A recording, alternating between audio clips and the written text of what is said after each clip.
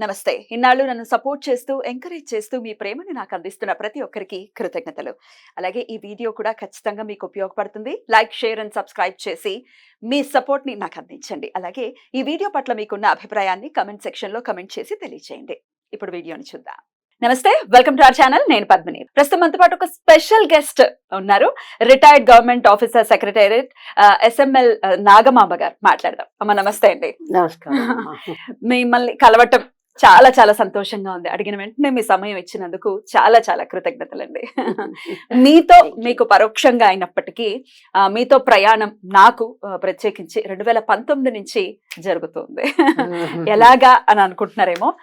షిరిడి సాయి సచ్చరిత్ర పారాయణ అనే గ్రూప్ ఉంది వాట్సాప్ లో. అందులో సుమారుగా 2000 మంది వరకు ఉన్నారు ఆ గ్రూప్ లో.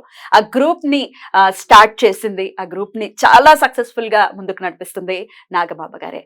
అయితే ఆ గ్రూప్ లో ప్రతి గురువారం కూడా సచ్చరిత్ర నుంచి 2 అధ్యాయాలు ఆ గ్రూప్ లో ఉన్న మెంబర్స్ కి చెప్తారు. ఎవరెవరు ఏ అధ్యాయాలు చదవాలో చాలా అద్భుతంగా చెప్తారు. ఆ 2 అధ్యాయాలు చదివి మనం అప్డేట్ చేయాలి. తద్వారా సాయికి ప్రతినిత్యం మనం దగ్గరగా ఉండేటటువంటి ప్రయత్నం చేస్తూ ఉన్నారు. దాంట్లో సఫలీకృతం కూడా అయ్యారు.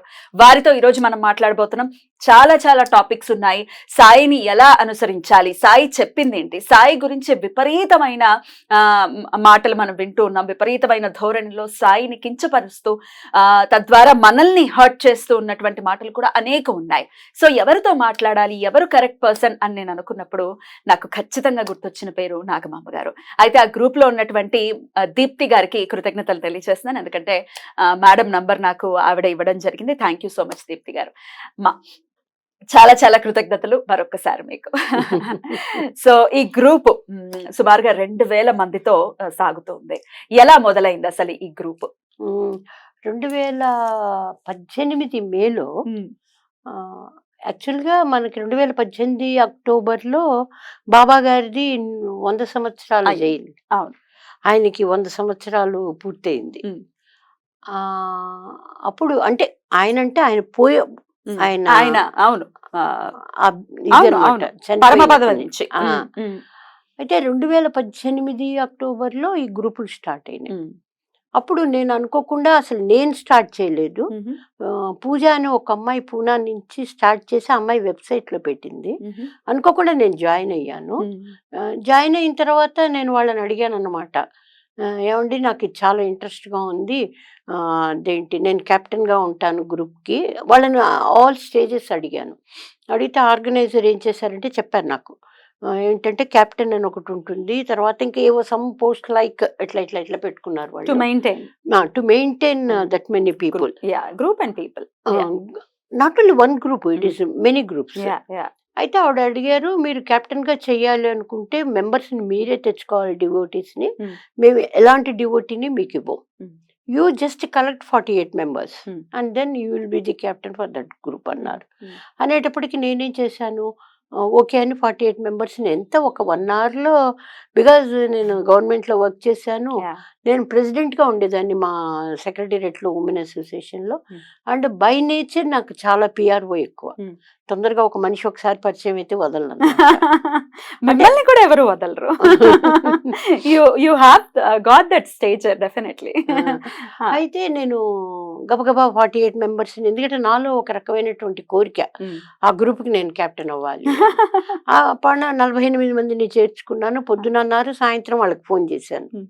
ఫోన్ చేసి అమ్మ ఆర్గనైజర్కి, నేను 48 మెంబర్స్ ఉన్నారు, let me B the captain of one group అంటే మీ గ్రూప్ పేరు మీరే పెట్టుకోండి అన్నారు. సరే అని అమృత సాయి అని పేరు పెట్టి ఆ గ్రూప్కి నేను కెప్టెన్గా ఉన్నాను. నా వర్క్ చూసో లేకపోతే నాకు బాబా గారి ఆశీర్వచనమో తెలియదు, వాళ్ళు ఏం చేశారంటే దరిదాపుగా 18 గ్రూపులు నేను వెరిఫికేషన్ చేసేట్టుగా యాక్సెసరీస్ అని ఏవో సంథింగ్ ఈ కెప్టెన్ కాకుండా నన్ను ఆ పోస్ట్కి కూడా పెట్టారు. పెట్టిన తర్వాత ఆ పోస్ట్ చేస్తూ ఉండగా ఏమైంది, గ్రూపులు క్రియేట్ చేయడం మొదలుపెట్టారు. దరిదాపుగా 54 గ్రూపులు క్రియేట్ చేశాను. వాళ్ళు ఏం చేశారు, మీరు ఎలాగో చేసుకోగలరు కాబట్టి మా దగ్గర నుంచి మీకు ఎలాంటి సహాయం ఉండదు, మీరు చేసుకుంటూ మా దీనిలో కనుక ఉంటే మీరు సూపర్వైజర్కి వెళ్తారు, బికాజ్ యూ హ్యావ్ ఒక డన్ 54 గ్రూప్స్ అన్నారు. సరేను ఓకే అన్నాను. అన్న తర్వాత వాళ్ళు ఒక 30 గ్రూపులు కలిపి 84 గ్రూప్స్కి నన్ను హెడ్గా చేశారు. నేను ఇంకా నాకు రిటైర్ అయిపోయి ఉన్నాను. అదిగాక నాకు అసలు వారంటే చాలా, గురువు గారంటే చాలా ఇదనమాట. విపరీతమైన నమ్మకం, విపరీతమైన భక్తి. భక్తి.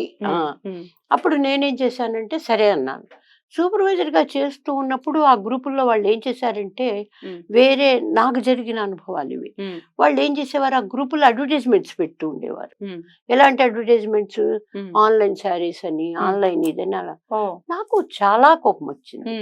కోపం వచ్చి నేను అన్నా అనమాట, ఇట్స్ నాట్ కరెక్ట్ అండి, బిజినెస్ ఏం కాదు ఇది, ఇది బిజినెస్ కాదు, ఇది ఒక బాబా గారి మీద మనకున్నటువంటి ఆ నమ్మకంతో ఆ దీంతో బోల్డ్ మంది పైగా ప్రతి వాళ్ళు గ్రూప్ లో పెడుతూ ఉండేవారు. మాకు ఈ వారం ఇది జరిగింది, మాకు ఇది జరిగింది చెప్పేవాళ్ళు, మెరాకిల్స్. అప్పుడు నేను ఆర్గనైజర్ తో చెప్పాను, అమ్మా ఇది కరెక్ట్ పద్ధతి కాదు, మీరు ఇలా చేయిస్తున్నాము అంటే మీరు ఆపాలంటే, లేదులేండి ఆంటీ, అమ్మాయి చిన్నపిల్ల, లేదులేండి ఆంటీ అవన్నీ మన వల్ల అవ్వదండి. అమ్మ నువ్వు గనక ఒప్పుకుంటే నేను ఎన్ని గ్రూపులు క్రియేట్ చేశానో ఆ గ్రూపులు తీసుకొని ఆ క్యాపిటల్ని తీసుకొని నేను సపరేట్గా రన్ చేసుకుంటాను అన్న. ఓకే ఆంటీ అని. అప్పటి నుంచి నేను సపరేట్గా రన్ చేసుకొని ఇప్పుడు సుమారుగా 2000 మంది ప్రతి గురువారం కూడా చాలా వైభవంగా, అంటే ఒక్కొక్క గ్రూపు ఒక మొత్తం పుస్తకం అంతా ఒక రోజులో పారాయణం అయిపోతుంది. థర్స్డే ఒక గ్రూపు 2 పారాయణలు చేస్తారు, 2 పారాయణలు చేస్తారు. నా దగ్గర ఇప్పుడు 39 40 గ్రూపులు ఉన్నాయి కదండి. 42లో 80 పారాయణలు. కానీ యాక్చువల్ గా 80 కాదు, 39 ఉన్నాయి. 78 పారాయణలు అవుతాయి. ఇప్పుడు మా అమ్మాయి ఆన్లైన్ బిజినెస్ ఉంది మా అమ్మాయికి, కానీ నేను never encouraged her and I never recommended. ఎందుకంటే ఇది బాబా, ఇప్పుడు నేను మిమ్మల్ని చేర్చుకున్నాను తల్లి, మీరేం చేశారు, బాబా గారి పారాయణ చెయ్యొచ్చని మీరు వచ్చి జాయిన్ అయ్యారు, అంతేకాని చూడడం దీని నుంచి డబ్బులు సంపాదించుకోవటం కాదు. స్వామికి సేవ చేసుకోవాలి, స్వామి మార్గంలో మనం నడవాలి అనేది మీ మోటో, దాని మీదే ఉన్నారు. డెఫినెట్లీ అమేజింగ్ అండి. అందుకే మీతో మాట్లాడాలి అనే స్ఫురణ రావటం, ఖచ్చితంగా మీతోనే మాట్లాడాలి అని అనిపించడం జరిగింది. మరొకసారి సమయం ఇచ్చినందుకు కృతజ్ఞతలు. ఇక మీతో నేను ఆల్రెడీ మనం ఆఫ్ స్క్రీన్ మాట్లాడుకున్నాము. నాకు చాలా బాధ అనిపించినటువంటి అంశాలు మీకు నేను ఆల్రెడీ చెప్పి ఉన్నాను. బాబా గారి గురించి ఇప్పుడు కాదు, ఆయన ఉన్నప్పుడు కూడా, ఆయన వెళ్ళిపోయిన తర్వాత కూడా, ఇకపైన కూడా ఇట్లాంటి విషాన్ని చిమ్మేటటువంటి ప్రయత్నం ఖచ్చితంగా జరుగుతుందేమో అని అనిపిస్తూ ఉంటుంది. ఎందుకంటే బాబా గారంటే, సాయి అంటే అదొక emotion. End of the day ఆయనని నమ్ముకుని ఉండటం, ఆయనకి శరణు వేయటం ఖచ్చితంగా అదొక ఎమోషన్ అండి. ఎలాంటి పరిస్థితుల్లోనైనా స్వామిని ఒక మాట అంటే ఖచ్చితంగా మనసు చివుక్కుని మన అంటుంది. నేను అలా చూసి, ఇప్పుడు కాదు, ఇది నేను రెట్టివి భక్తి అనే ఛానల్ రన్ చేస్తూ ఉన్నాము.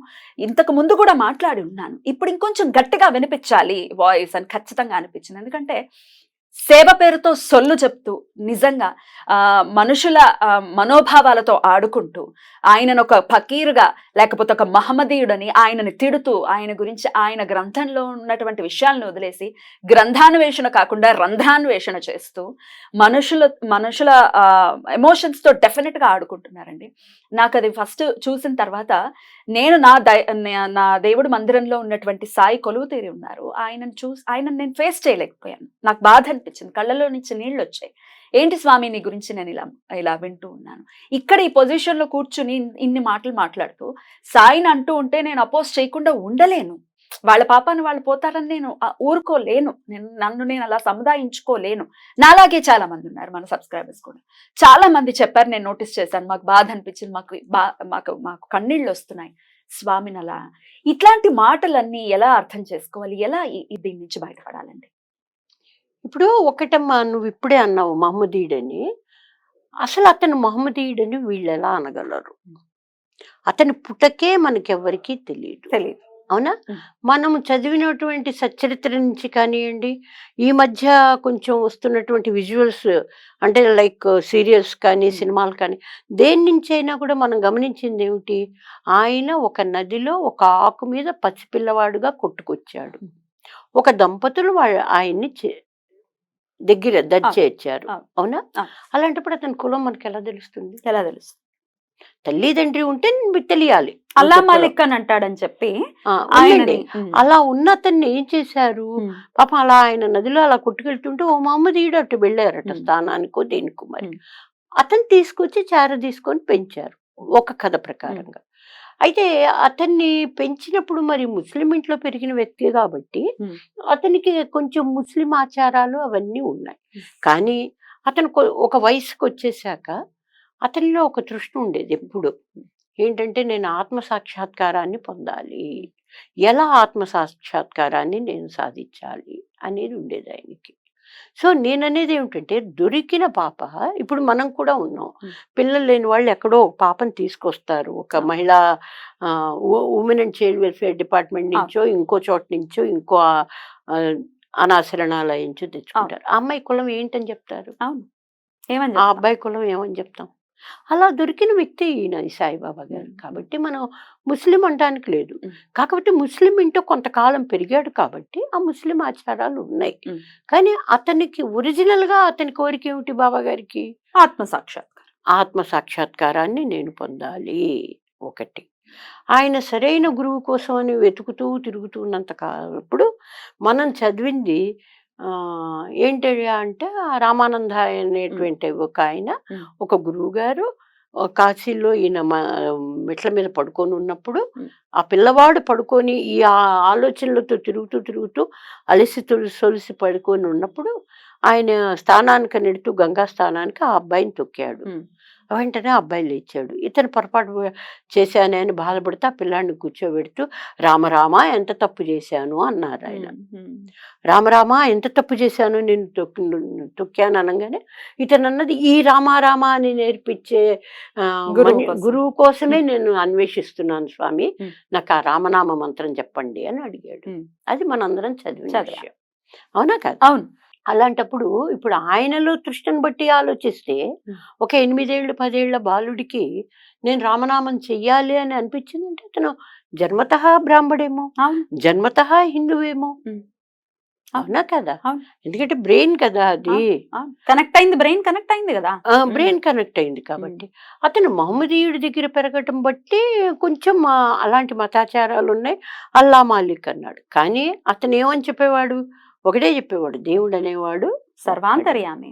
ఖచ్చితంగా సర్వాంతర్యామే ఈశ్వరుడు, అందులో ఎటువంటి సందేహం లేదు.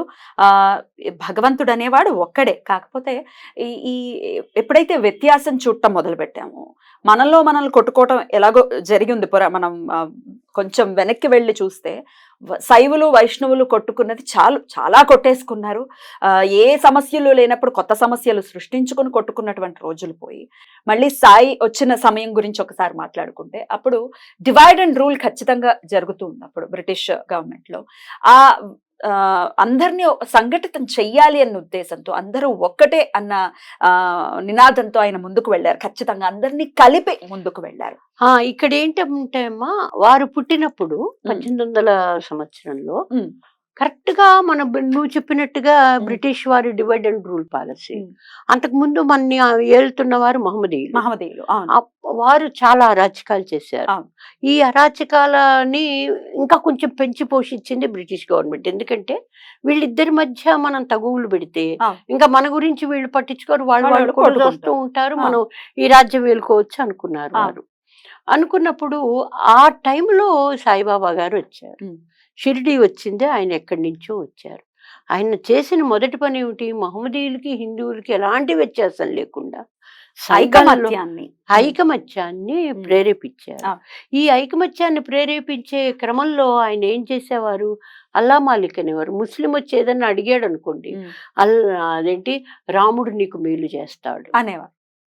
అదే హిందూ వచ్చి అడిగాడు అనుకోండి, అల్లా నీకు మేలు చేస్తాడు అనేవాడు. అందరూ ఒకటే అని చెప్పటం కదా, ఏ నామం అయినా ఒకటే అని చెప్పటం కదా. అది పైగా ఏంటంటే ఆయన ఇన్కల్కేట్ చేసేవాడు హిందువుల్లో అల్లా మాలిక్ అని. ముస్లిమ్స్ లో ఇన్కల్కేషన్ ఎలా ఉండేదంటే రాముడు, రాముడు చూసుకుంటాడు, రాముడు అన్నీ చేస్తాడు అనేవాడు. ఆయనకి తెలియకనేం కాదు కదా.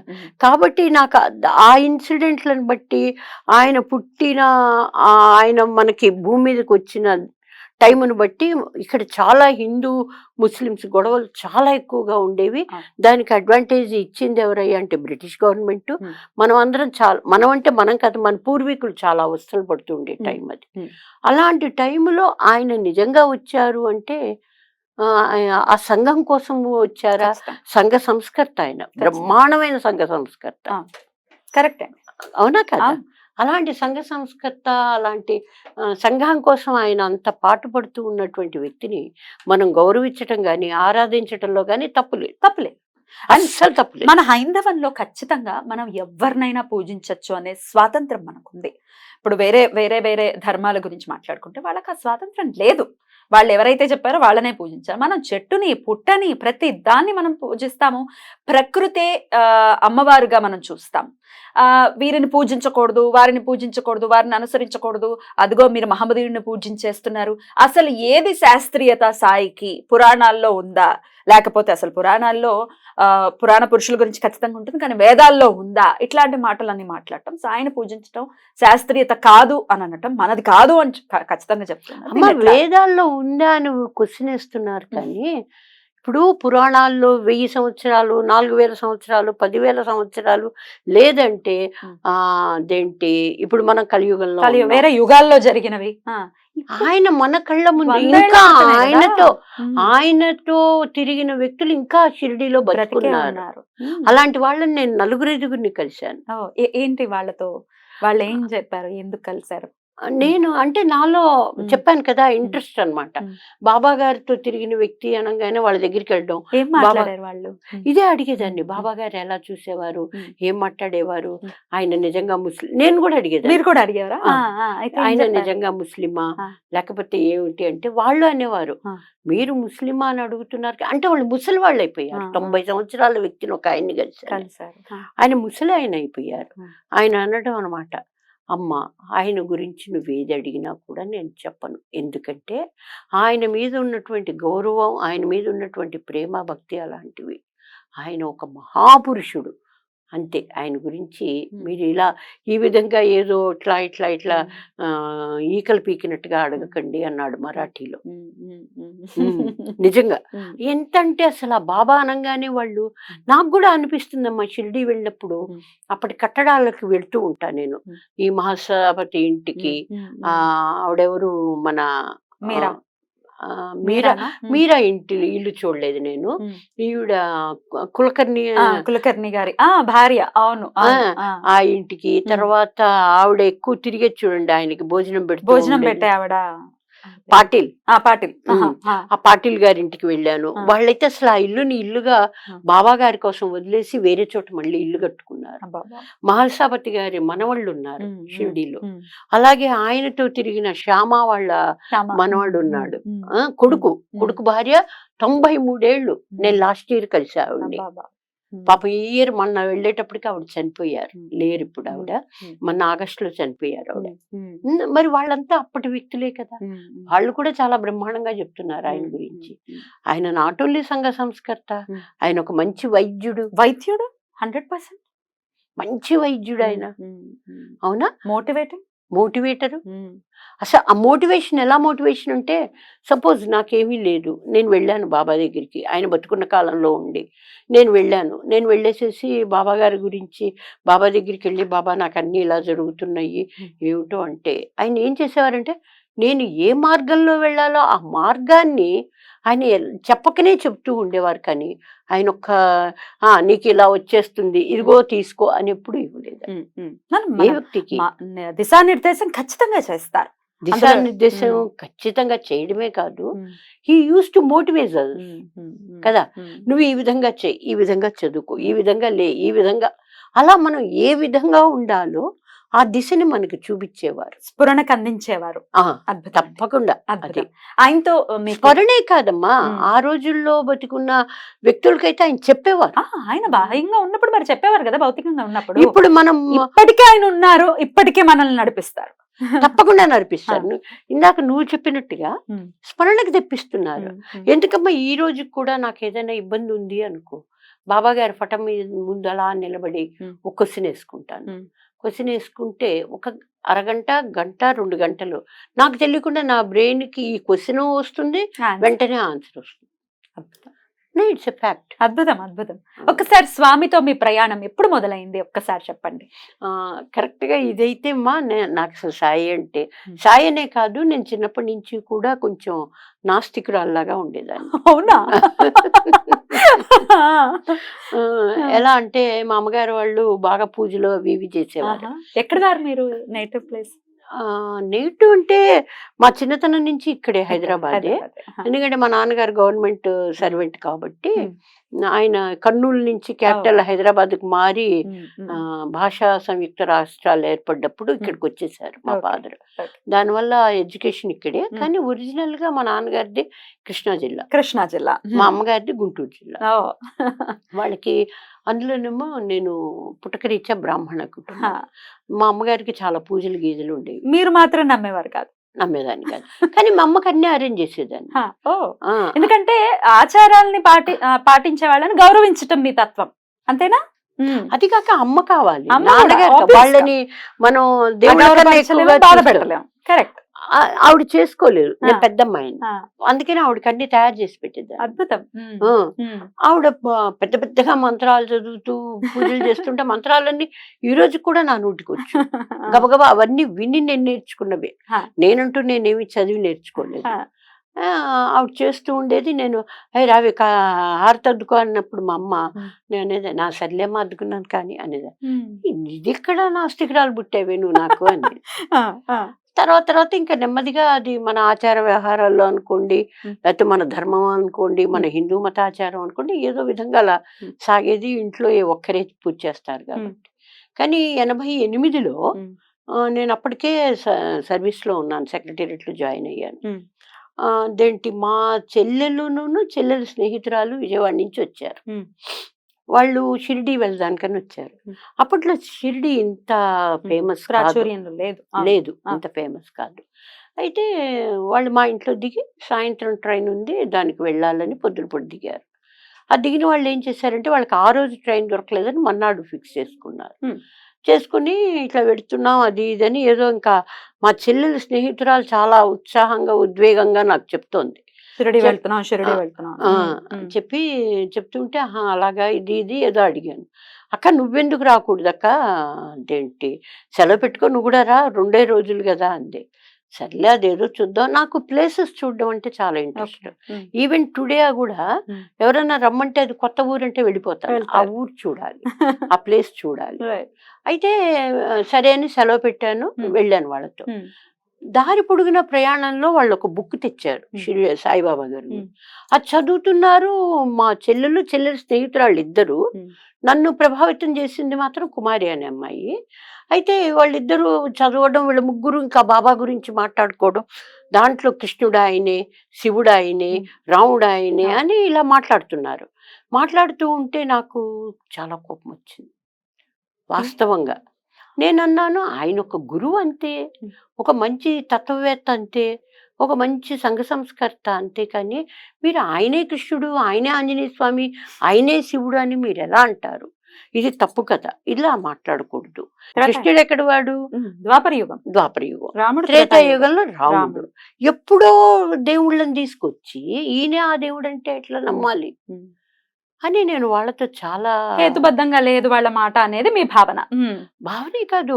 అర్ధరాత్రి అయిపోయింది, అందరూ రైల్లో నిద్రపోతున్నారు, అయినా మేము మీరు డిస్కషన్స్ లోనే ఉన్నారు, రైట్? అప్పుడు ఇట్లా ఈ నాగర్సోల్లో ఆగేది కాదు ట్రైన్, మన్మాడు వెళ్ళాలి. మన్మాడు ఎప్పుడు 11 చేరేది. పొద్దున్న లేచాం, కాఫీలు తాగాం, మొహాలు గడిగి మళ్ళీ ఇదే డిస్కషన్ ఇంకా అవ్వలేదు.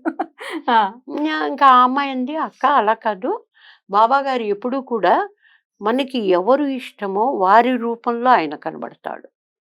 అందుకని వాళ్ళు భక్తులు అలా అనుకునేవారు. భక్తుడు నేను ఆంజనేయ స్వామిని చూడాలి అనుకుంటే ఈయనే అలా కనబడేవాడు, కృష్ణుడు అనుకుంటే కృష్ణుడిలా కనబడేవాడు అని. సరే, అవి మనం సచ్చరిత్రలో కూడా చదువుతున్నాం. అయితే నేను అప్పుడు చిన్నపిల్లలం కదమ్మా, మాకంతా తెలీదు. సరే, ధూళి దర్శనం చేసుకోవాలన్నారు, షిరిడి చేరాము, ధూళి దర్శనం అన్నారు, పెట్టెలు అక్కడ పడేశారు, పరిగెత్తారు ముగ్గురు. వాళ్ళ వెనక నేను కూడా, వాళ్ళు పరిగెడుతున్నారని నేను కూడా పరిగెత్తా. ఎంత చిన్న హాలు, చిన్న అంత విగ్రహం ఆయన ఉండేవారు. 88 సంగతి నేను చెప్తుంది. అయ్యేటప్పటికి 88, 89 అంతే. ఆ 2 సంవత్సరాల్లో. అప్పుడు చూసాం మేము ఆయన్ని. చూసి ధూళి దర్శనం చేసుకుంటుంటే, నువ్వు నమ్ముతావో లేదో పద్మిని నాకు తెలియదు కానీ, నాకు బ్రెయిన్‌లో ఆయన మా నాన్నగారు నవ్వుతూ ఎలా కనబడతారో అలా కనబడ్డారు. ఎవరికైనా తల్లిదండ్రి అంటే చాలా ఇష్టం ఉంటుంది. నేను మా నాన్నగారిని చాలా, నేనే కాదు ఎవరమైనా ఎక్కువ ప్రేమిస్తాం. మా నాన్నగారిలాగా నవ్వుతూ అలా కనబడ్డారు. కనబడడమే కాదు, వెంటనే నా బ్రెయిన్‌లో ఇప్పుడైనా నమ్ముతావా? అన్న ఇంట్యూషన్ అలా వినపడింది చెవులో. వినపడింది. ఇప్పుడైనా నమ్ముతావా అని అనిపించింది. నువ్వు నమ్మవు పద్మిని, నాకు ఇప్పటికి కూడా కళ్ళల్లో నీళ్ళు వస్తాయి అది తలుచుకుంటే. ఆ క్షణం నుంచి నేను ఇంక ఈ వాదన గీదన అన్ని పోయినాయి నాకు. నాకు తెలియకుండా వాళ్ళకన్నా ముందు నేనే పరిగెత్తడం హారతి అంటే. క్యూలో వెళ్ళి నేనే ముందు నిల్చోవడం. నేనే రాత్రిపూట అప్పుడు చిన్న పరుపులు దిండు తీసుకునేవాళ్ళం. ఎంత రూపాయేమో పరుపు, ₹10 దిండు అద్దెకిచ్చేవారు. బయట ఇవేమి ఉండేవి కావు. ఒక్క ఆయన ఎవరు, ఈ వాడా కాకుండా ఇంకొక వాడా ఉండేది. ఆ వాడాల్లో మాత్రమే మనకి అకామిడేషన్ ఇచ్చేవారు. ఇంకా అందరూ బయట పడుకోవాలి. పొద్దున్నే హారతికి వెళ్ళాలంటే కాగడ హారతికి ఆ పరుపు దిండు వేసుకొని ఆరు బయట పడుకునేవాళ్ళం. అది క్యూ అనమాట. ఫస్ట్ ఉన్నవాడు ఫస్ట్ పరుపు, 2, 3, 4, 5 అట్లా. మేము కూడా అలాగే పరుపులు వేసుకొని పడుకున్నాం అనమాట క్యూ కోసం అని. పొద్దున్నే లేచాము, ఇంకా మనం ఏం మొహం కూడా కడుక్కోరు, ప్రతిరోజు అంతే అలా వెళ్ళిపోవడమే ఆ కాగడ హారతికి. ఇంకా ఆ పరుపులు చుట్టాలి, ఆ దిండు చుట్టాలి, తీసుకెళ్లి దాని ప్లేస్ లో పెట్టాలి, వచ్చి లైన్ లో నా ప్లేస్ లో నేను నిలబడాలి. అప్పట్లో ఈ మోసం కూడా ఉండేది కాదు, దూరడాలు గీరడాలు అలాంటివి ఉండేవి కావు. వెళ్ళిపోయాయి, కాగడ హారతి చూసుకున్నా. ఇంకా తర్వాత వీళ్ళు ఇంకా అటు పోదాం ఇటు పోదాం అంటే ఇటు పోవద్దు, 4 హారతులు మనం ఇక్కడే ఉండి చూడాలి అని మొదలెట్టాను. మీరే అలా చూశాను. అలా మొదలైంది నాకు బాబా గారి నిజంగానండి, నిజంగా అద్భుతమే. మీ తండ్రే అయితే ఆయన ఖచ్చితంగా. అలా ప్రతి ఒక్కరికి కూడానండి ఆయన చూపించేటటువంటి మెరాకిల్స్ చెప్తూ ఉంటారు. ఎన్ని మెరాకిల్స్ అని చెప్పాలి, స్వామి సాయినాథుని లీలలు అమోఘం అసలు అని చెప్తూ ఉంటారు. ఎలా తట్టుకోవాలి ఇలాంటి మాటలు ఒకసారి చెప్పండి. మీకు ఎన్నో విన్నుంటారు, సుమారుగా 89 అంటే 35 సంవత్సరాలుగా మీరు వింటూనే ఉండాలి సాయి గురించి. కానీ ఇదివరకు ఇంత లేదమ్మా. లేదు ఆయన గురించి, అంటే ఇళ్లలో మాత్రం అంటూ ఉండేవారు, ఆయన ఒక ముస్లిం పకీర్, ఆయన్నే పూజ చేయడం అనేసి. మనం పూజ కన్నా నేను ఎక్కువ ఎవరితో చెప్పినా కూడా, ఈవెన్ నవ్వు ఎవరితో చెప్పినా కూడా నేను చెప్పేది ఏంటంటే, ఆయన ఒక మంచి సంఘ సంస్కర్త, ఒక మంచి మోటివేటరు. నీ ప్రతి సమస్యకి ఒక సొల్యూషన్ చూపిస్తున్నారు ఆయన. అలాంటప్పుడు ఆయన్ని మనము, ఆయన మార్గంలో మనం పోవడంలో తప్పే ఉంది. ఖచ్చితంగా. అయితే నువ్వు దేవుడు అని అనుకోక్కర్లే పద్మిని, దేవుడు అని అనుకోక్కర్లేదు. ఒక మంచి వ్యక్తి, ఇప్పుడు ఒక మంచి వ్యక్తి ఉన్నారనుకోమ్మా, ఆయన వెనకాల మనం పోవడంలో తప్పేం లేదు. ఇది మన బ్రాటప్ లోనే ఉంది, మన హైందవంలోనే ఉంది. ఇది ఈశ్వరుడు సర్వాంతర్యామి అని చెప్పారు అని అంటేనే దాని అర్థం అదే కదా. అంతే, ఎందులో అయినా ఈశ్వరుణ్ణి చూడు నువ్వు అనే కదా. ఇలా మాట్లాడితే ఇంకా దీన్ని కూడా వక్రీకరించి మాట్లాడి ఇష్టం వచ్చినట్టు తిడుతూ బాబాలకి మొక్కుతున్నారు, లేకపోతే సమాధులకి మొక్కుతున్నారు, పెంట కుప్పలకి మొక్కుతున్నారు అని ఇష్టం వచ్చినట్టు నోటికి మరి నరం లేని నాలిక ఏదైనా వాగుతుంది అని అనడానికి ప్రత్యక్ష నిదర్శనగా కొంతమంది ఉండటము, కొంతమంది ఇష్టం వచ్చినట్టు పేట్రేగిపోయి మాట్లాడటము. ఆ కొంతమందిలో కూడా ఎక్కువ భాగం మనం చెప్పచ్చు చెప్పకూడదు, పీఠాధిపతులే ఉన్నారు. పీఠాధిపతులు ఉన్నారు ఖచ్చితంగా. మన ఈ మధ్య చాలా యూట్యూబ్లు చూశారు, ఆయన ఎవరో అస్సాం పీఠాధిపతి ఎలా మాట్లాడుతున్నాడంటే నోటికి వచ్చినట్టు. అసలు మీరు పీఠాధిపతి అయినప్పుడు మీరు మీ మాట ఎంత చక్కగా ఉండాలి, మీ మాటలో మంచితనం ఎంత చక్కగా ఉండాలి. ఒకవేళ మీరు ఎవరినన్నా క్రిటిసైజ్ చేయదలుచుకున్నా కూడా there is a limitation for your language. ఖచ్చితంగా మీరు అసలు ఒక రకంగా మనం ఎప్పుడు కూడా మామూలుగా మాట్లాడుకోం, అలా తిట్ల రూపంలో తిట్టిన వాళ్ళు కూడా చూశాను నేను. నాకు అక్కడే అనిపించింది, మీరు ఎలాంటి పీఠాధిపతి అవుతారు? ఏముంది అసలు అనర్హులు డెఫినెట్ గా. మాట అందంగా సౌమ్యంగా లేనప్పుడు అసలు అనర్హులు. అలా ఇప్పుడు ఒకళ్ళని తిడుతూ, ఇప్పుడు వాళ్ళు ఇప్పుడు సాయి గురించే మాట్లాడుతున్నాం కాబట్టి సాయిని తిడుతూ, సాయి గురించి విషాన్ని చెల్లుతూ, విషాన్ని నింపుతూ బుర్రల్లో రకరకాల మాటలు మాట్లాడే వాళ్ళని మనం అసలు ఎలా చూడొచ్చండి? వాళ్ళని ఎలా ఎదుర్కోవచ్చు? అసలు అసలు వాళ్ళని పట్టించుకోకూడదు. పట్టించుకోవద్దు. You should Ignore. Ignore them. అంటే నిజంగా పడితే అంతే. కానీ వాళ్ళతో నోరు పెట్టామనుకోండి వేస్టే అనిపిస్తుంది. పెంటలో నోరు పెట్టినట్టు అంతేనా?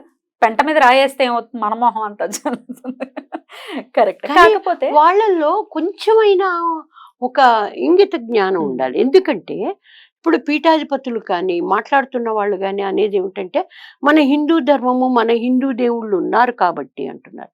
కానీ హిందూ ధర్మంలో మనకి సర్వమత సమానత్వం ఉంది. ఉంది. అవునా? మనం మామూలుగా కూడా ఈ రోజు కూడా మనం చర్చికి వెళ్తాము, మసీదులకి వెళ్తాము, మన గుళ్ళకి గుళ్ళకి వెళ్తాం. వాళ్ళు రారు అని అంటే వాళ్ళలో ఆ పరిపక్వత లేదు. మనకుంది. మన మనం ధర్మంలోనే చూడగలుగుతున్నాం. ఉంది. మన ధర్మంలోనే ఉందది. మన మతంలోనే ఉందది. ఏంటి ఆ పరిపక్వత ఉంది, మనకు ఆ మెచ్యూరిటీ ఉంది. దేవుడు ఒక్కడే అని ఇప్పుడు మనం వివిధ రూపాల్లో దేవుణ్ణి చూస్తున్నాం అంటే అది కామన్. అది అంటే ఎలా, ఇప్పుడు నువ్వు పద్మిని, ఇంకోళ్ళు లావణ్య, ఇంకోళ్ళు చైతన్య, ఇంకోళ్ళు ఇంకొకటి, అలా మనం ఎలా చూస్తున్నాం అలా మనకు నచ్చిన రూపంలో. కానీ లేకపోతే భగవంతుడు అసలు ఏమంటారంటే అన్ని రకాలుగా బాగున్నటువంటి అన్ని గుణాలు, సకల గుణాలు ఉన్న వ్యక్తి అతను మానవుడైనప్పుడు కూడా దేవుడు అవుతాడు. ఖచ్చితంగా. రాముడు అలాగే కదా, నరుడుగా వచ్చాడు, మానవుడే.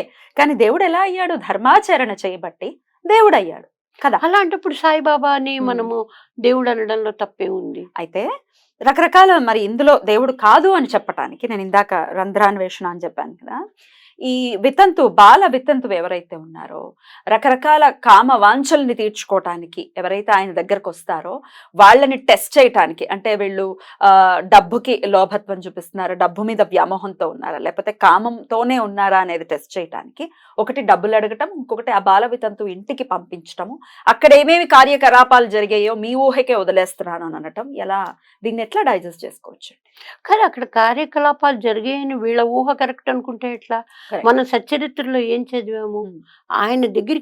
ఆయన వాళ్ళ దగ్గరికి ఎందుకు పంపించేవారు? వాళ్ళు వచ్చి ఈయనకి ఏమని అడిగేవారు? నాకు ఆత్మ సాక్షాత్కారం కావాలి, అది ప్రసాదించు బాబా. అవునా? షాప్ లో దొరికి ఎట్టపండా తీసుకొని తినేయడానికి. నీకు ఆత్మ సాక్షాత్కారం కావాలంటే నువ్వు ముందు అసలు ఈ భూమి మీద ఉన్న కోరికలన్నీ వదిలేయాలి, త్యజించాలి. ఎంత సాధన చెయ్యాలి, బోళ్ళంత సాధన చెయ్యాలి. అవునా?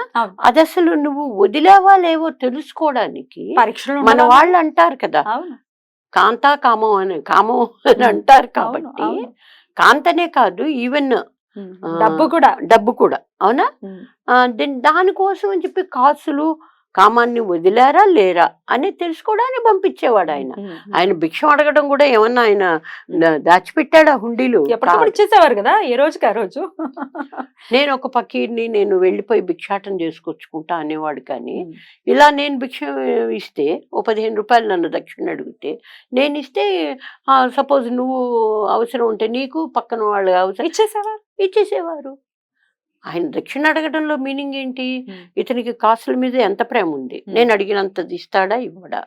ఇప్పుడు నిజంగా బాబా గారి మీదే గనక వాళ్ళకి గౌరవం భక్తి ఉంటే ఆయన అడిగినంత మనమైనా అంతే టపక్కుని తీసి ఇచ్చేస్తాం, పరుసు తీస్తాం, ఎంత అడిగితే అంత ఇస్తాం.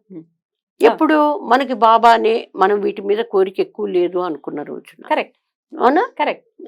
అదేంటి అలాగే ఉమెన్ మీద ఎంత ఉంది ఈయనకి అని తెలుసుకోవడానికి వెళ్ళమనేవాడు. అంతే తప్ప వీళ్ళు వెళ్ళినంత మాత్రాన ఆయన ఏమన్నా బ్రోత్ అవుతున్నాడు అలా వక్రీకరించి మాట్లాడటం నిజంగా చాలా హేయమైన మాటలండి ఇవి.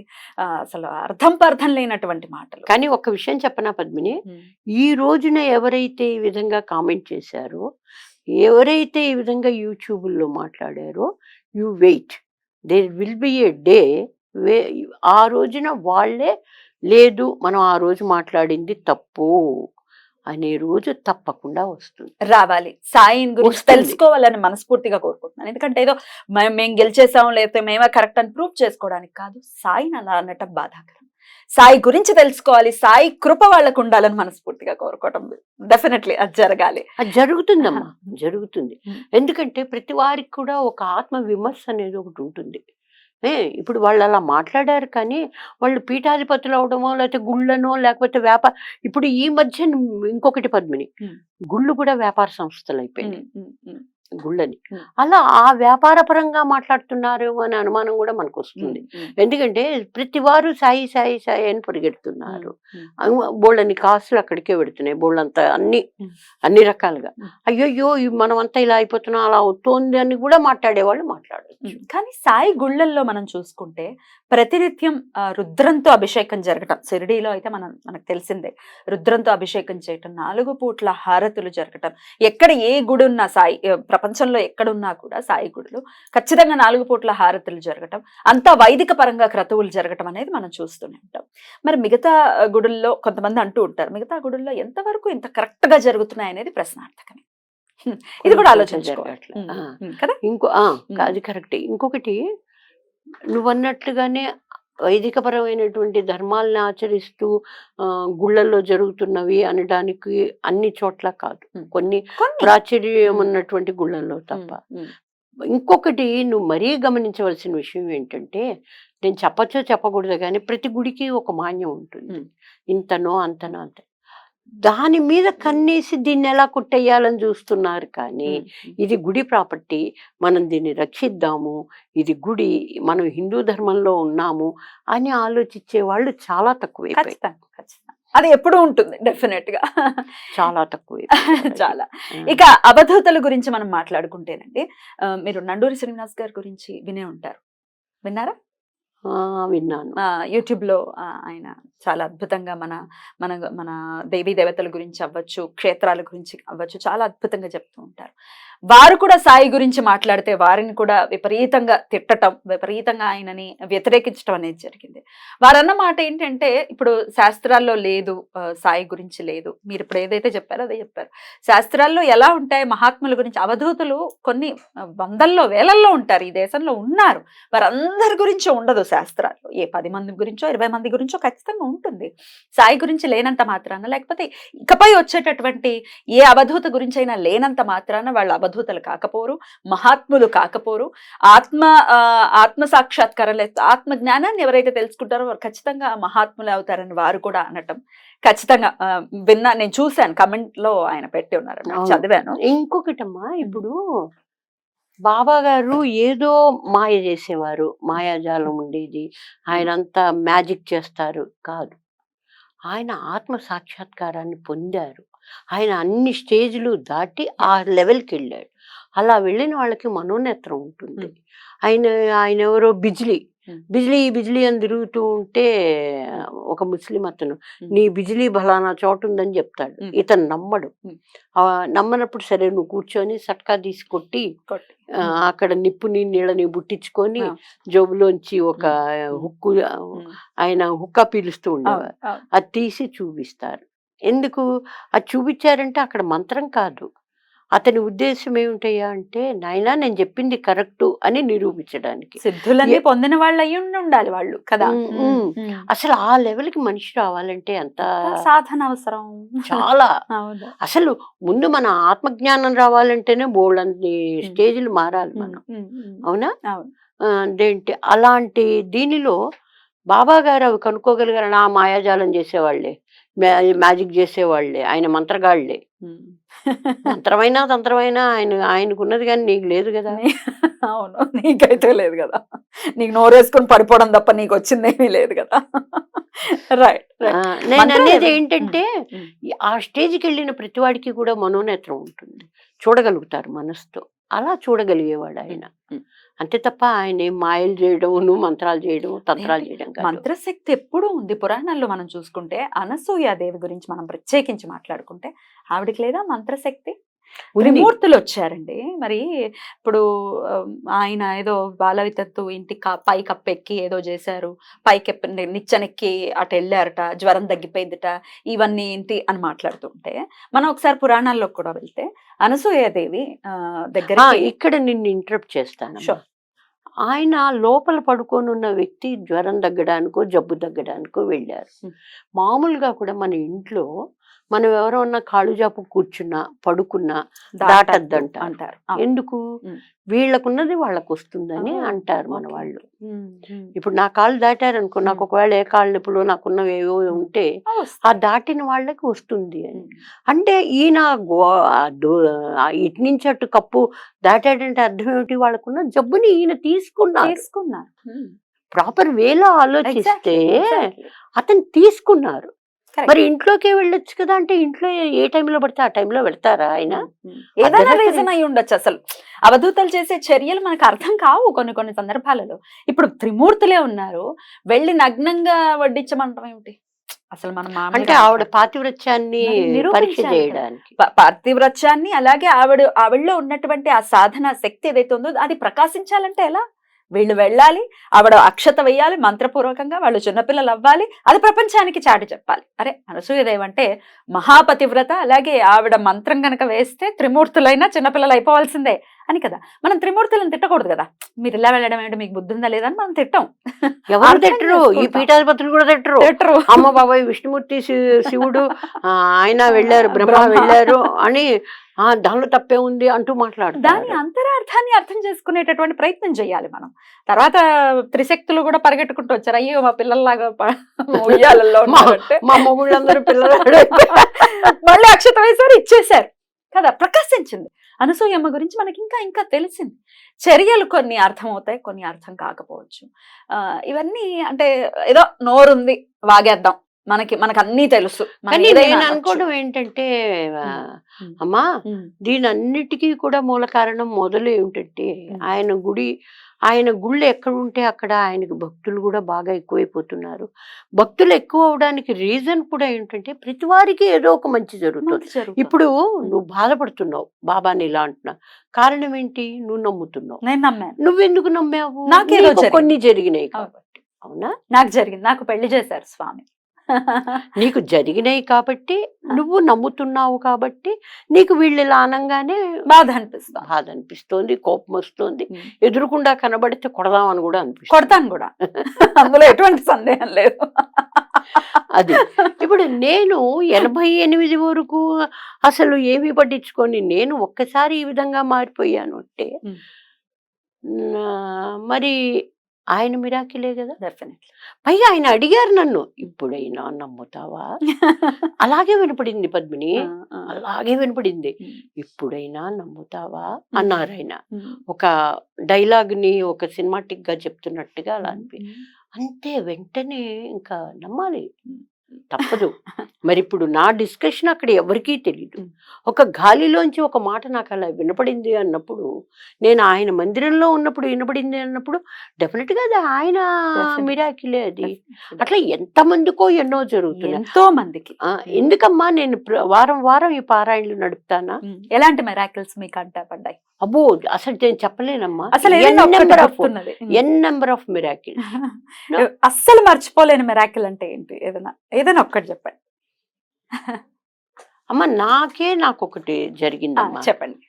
నాకు 98 కాదు 2000లో నాకు హార్ట్ అటాక్ వచ్చింది. ఓకే, నేను నిమ్స్లో జాయిన్ అయ్యాను. చాలా సీరియస్గా వచ్చిందని డాక్టర్లు చెప్పారు, ఐసీయూలో చేర్చారు. నా పక్కన నా స్నేహితురాలే ఉంది, ఇంకెవ్వరు లేరు. అందరూ ఎవరి ద్వారా వాళ్ళు ఆఫీసులకు వెళ్ళారు. మా బాబు ఉన్నాడు, వాడు చాలా చిన్న పిల్లవాడు. వాడు నా ఫ్రెండ్ని పిలుచుకురా పో అంటే పక్క సందుకి వెళ్ళి, నేను క్వార్టర్స్లో ఉండేదాన్ని, పిలుచుకొచ్చాడు. పిలుచుకొస్తే ఆవిడొచ్చారు. ఆవిడ వచ్చిన తర్వాత కలిసాము, నిమ్స్కి వెళ్ళాము, జాయిన్ అయిపోయాము. బికాజ్ నేను నా ఐడి కార్డు చూపించాను, జాయిన్ అయిపోయాను. ఐసీయూలో తీసుకున్నారు. వాళ్ళు ఆవిడకి చెప్పారు, మ్యాసివ్ అటాక్ వచ్చిందండి ఈవిడికి. నేను పడుకొని, మా పెద్దమ్మాయి అప్పుడే అమెరికా వెళ్ళిన కొత్త, ఎవరు పంపించని టైంలో, అంటే అంతకుముందు వెళ్ళేవారు. 98లో మా సర్కిల్లో సెక్రటేరియట్లో మా లేడీ సర్కిల్లో నేనే ఫస్ట్ పర్సన్ని పంపించాడు అమెరికాకి. అంటే మా సర్కిల్ వరకు మేము 22 మంది అలా ఉండేవాళ్ళం, ఫ్రెండ్స్ గ్రూపు. వాళ్ళందరికీ ఏమిటంటే చాలామంది సెక్రటేరియట్లో పాపం అడ్మైర్ చేసేవారు నన్ను, ఎందుకంటే అంత కొంచెం ఫెరోషియస్ లీడర్ నన్ను. Feminist. Definitely there is no doubt. నేను చెప్పా కదా, నేను ఇంటర్వ్యూలో అవి కూడా మానేశాను. Yeah. Because Yeah. నేను I can't talk against women.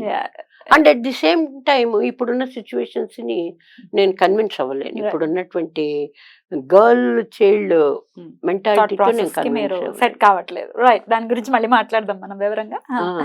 అయితే ఇంకప్పుడు నేను పడుకొని సరస్వతి నాకు ఎలాంటి ఆవిడ పేరు సరస్వతి. సరస్వతి నాకు ఎలాంటి కోరిక లేదు, కానీ పెద్దమ్మాయిని పంపించి 2 years అయింది, పిల్ల చదువు అయింది కానీ ఇంకా రాలేదు, ఒక్కసారి అమ్మాయిని చూస్తే చాలు అన్నా నేను.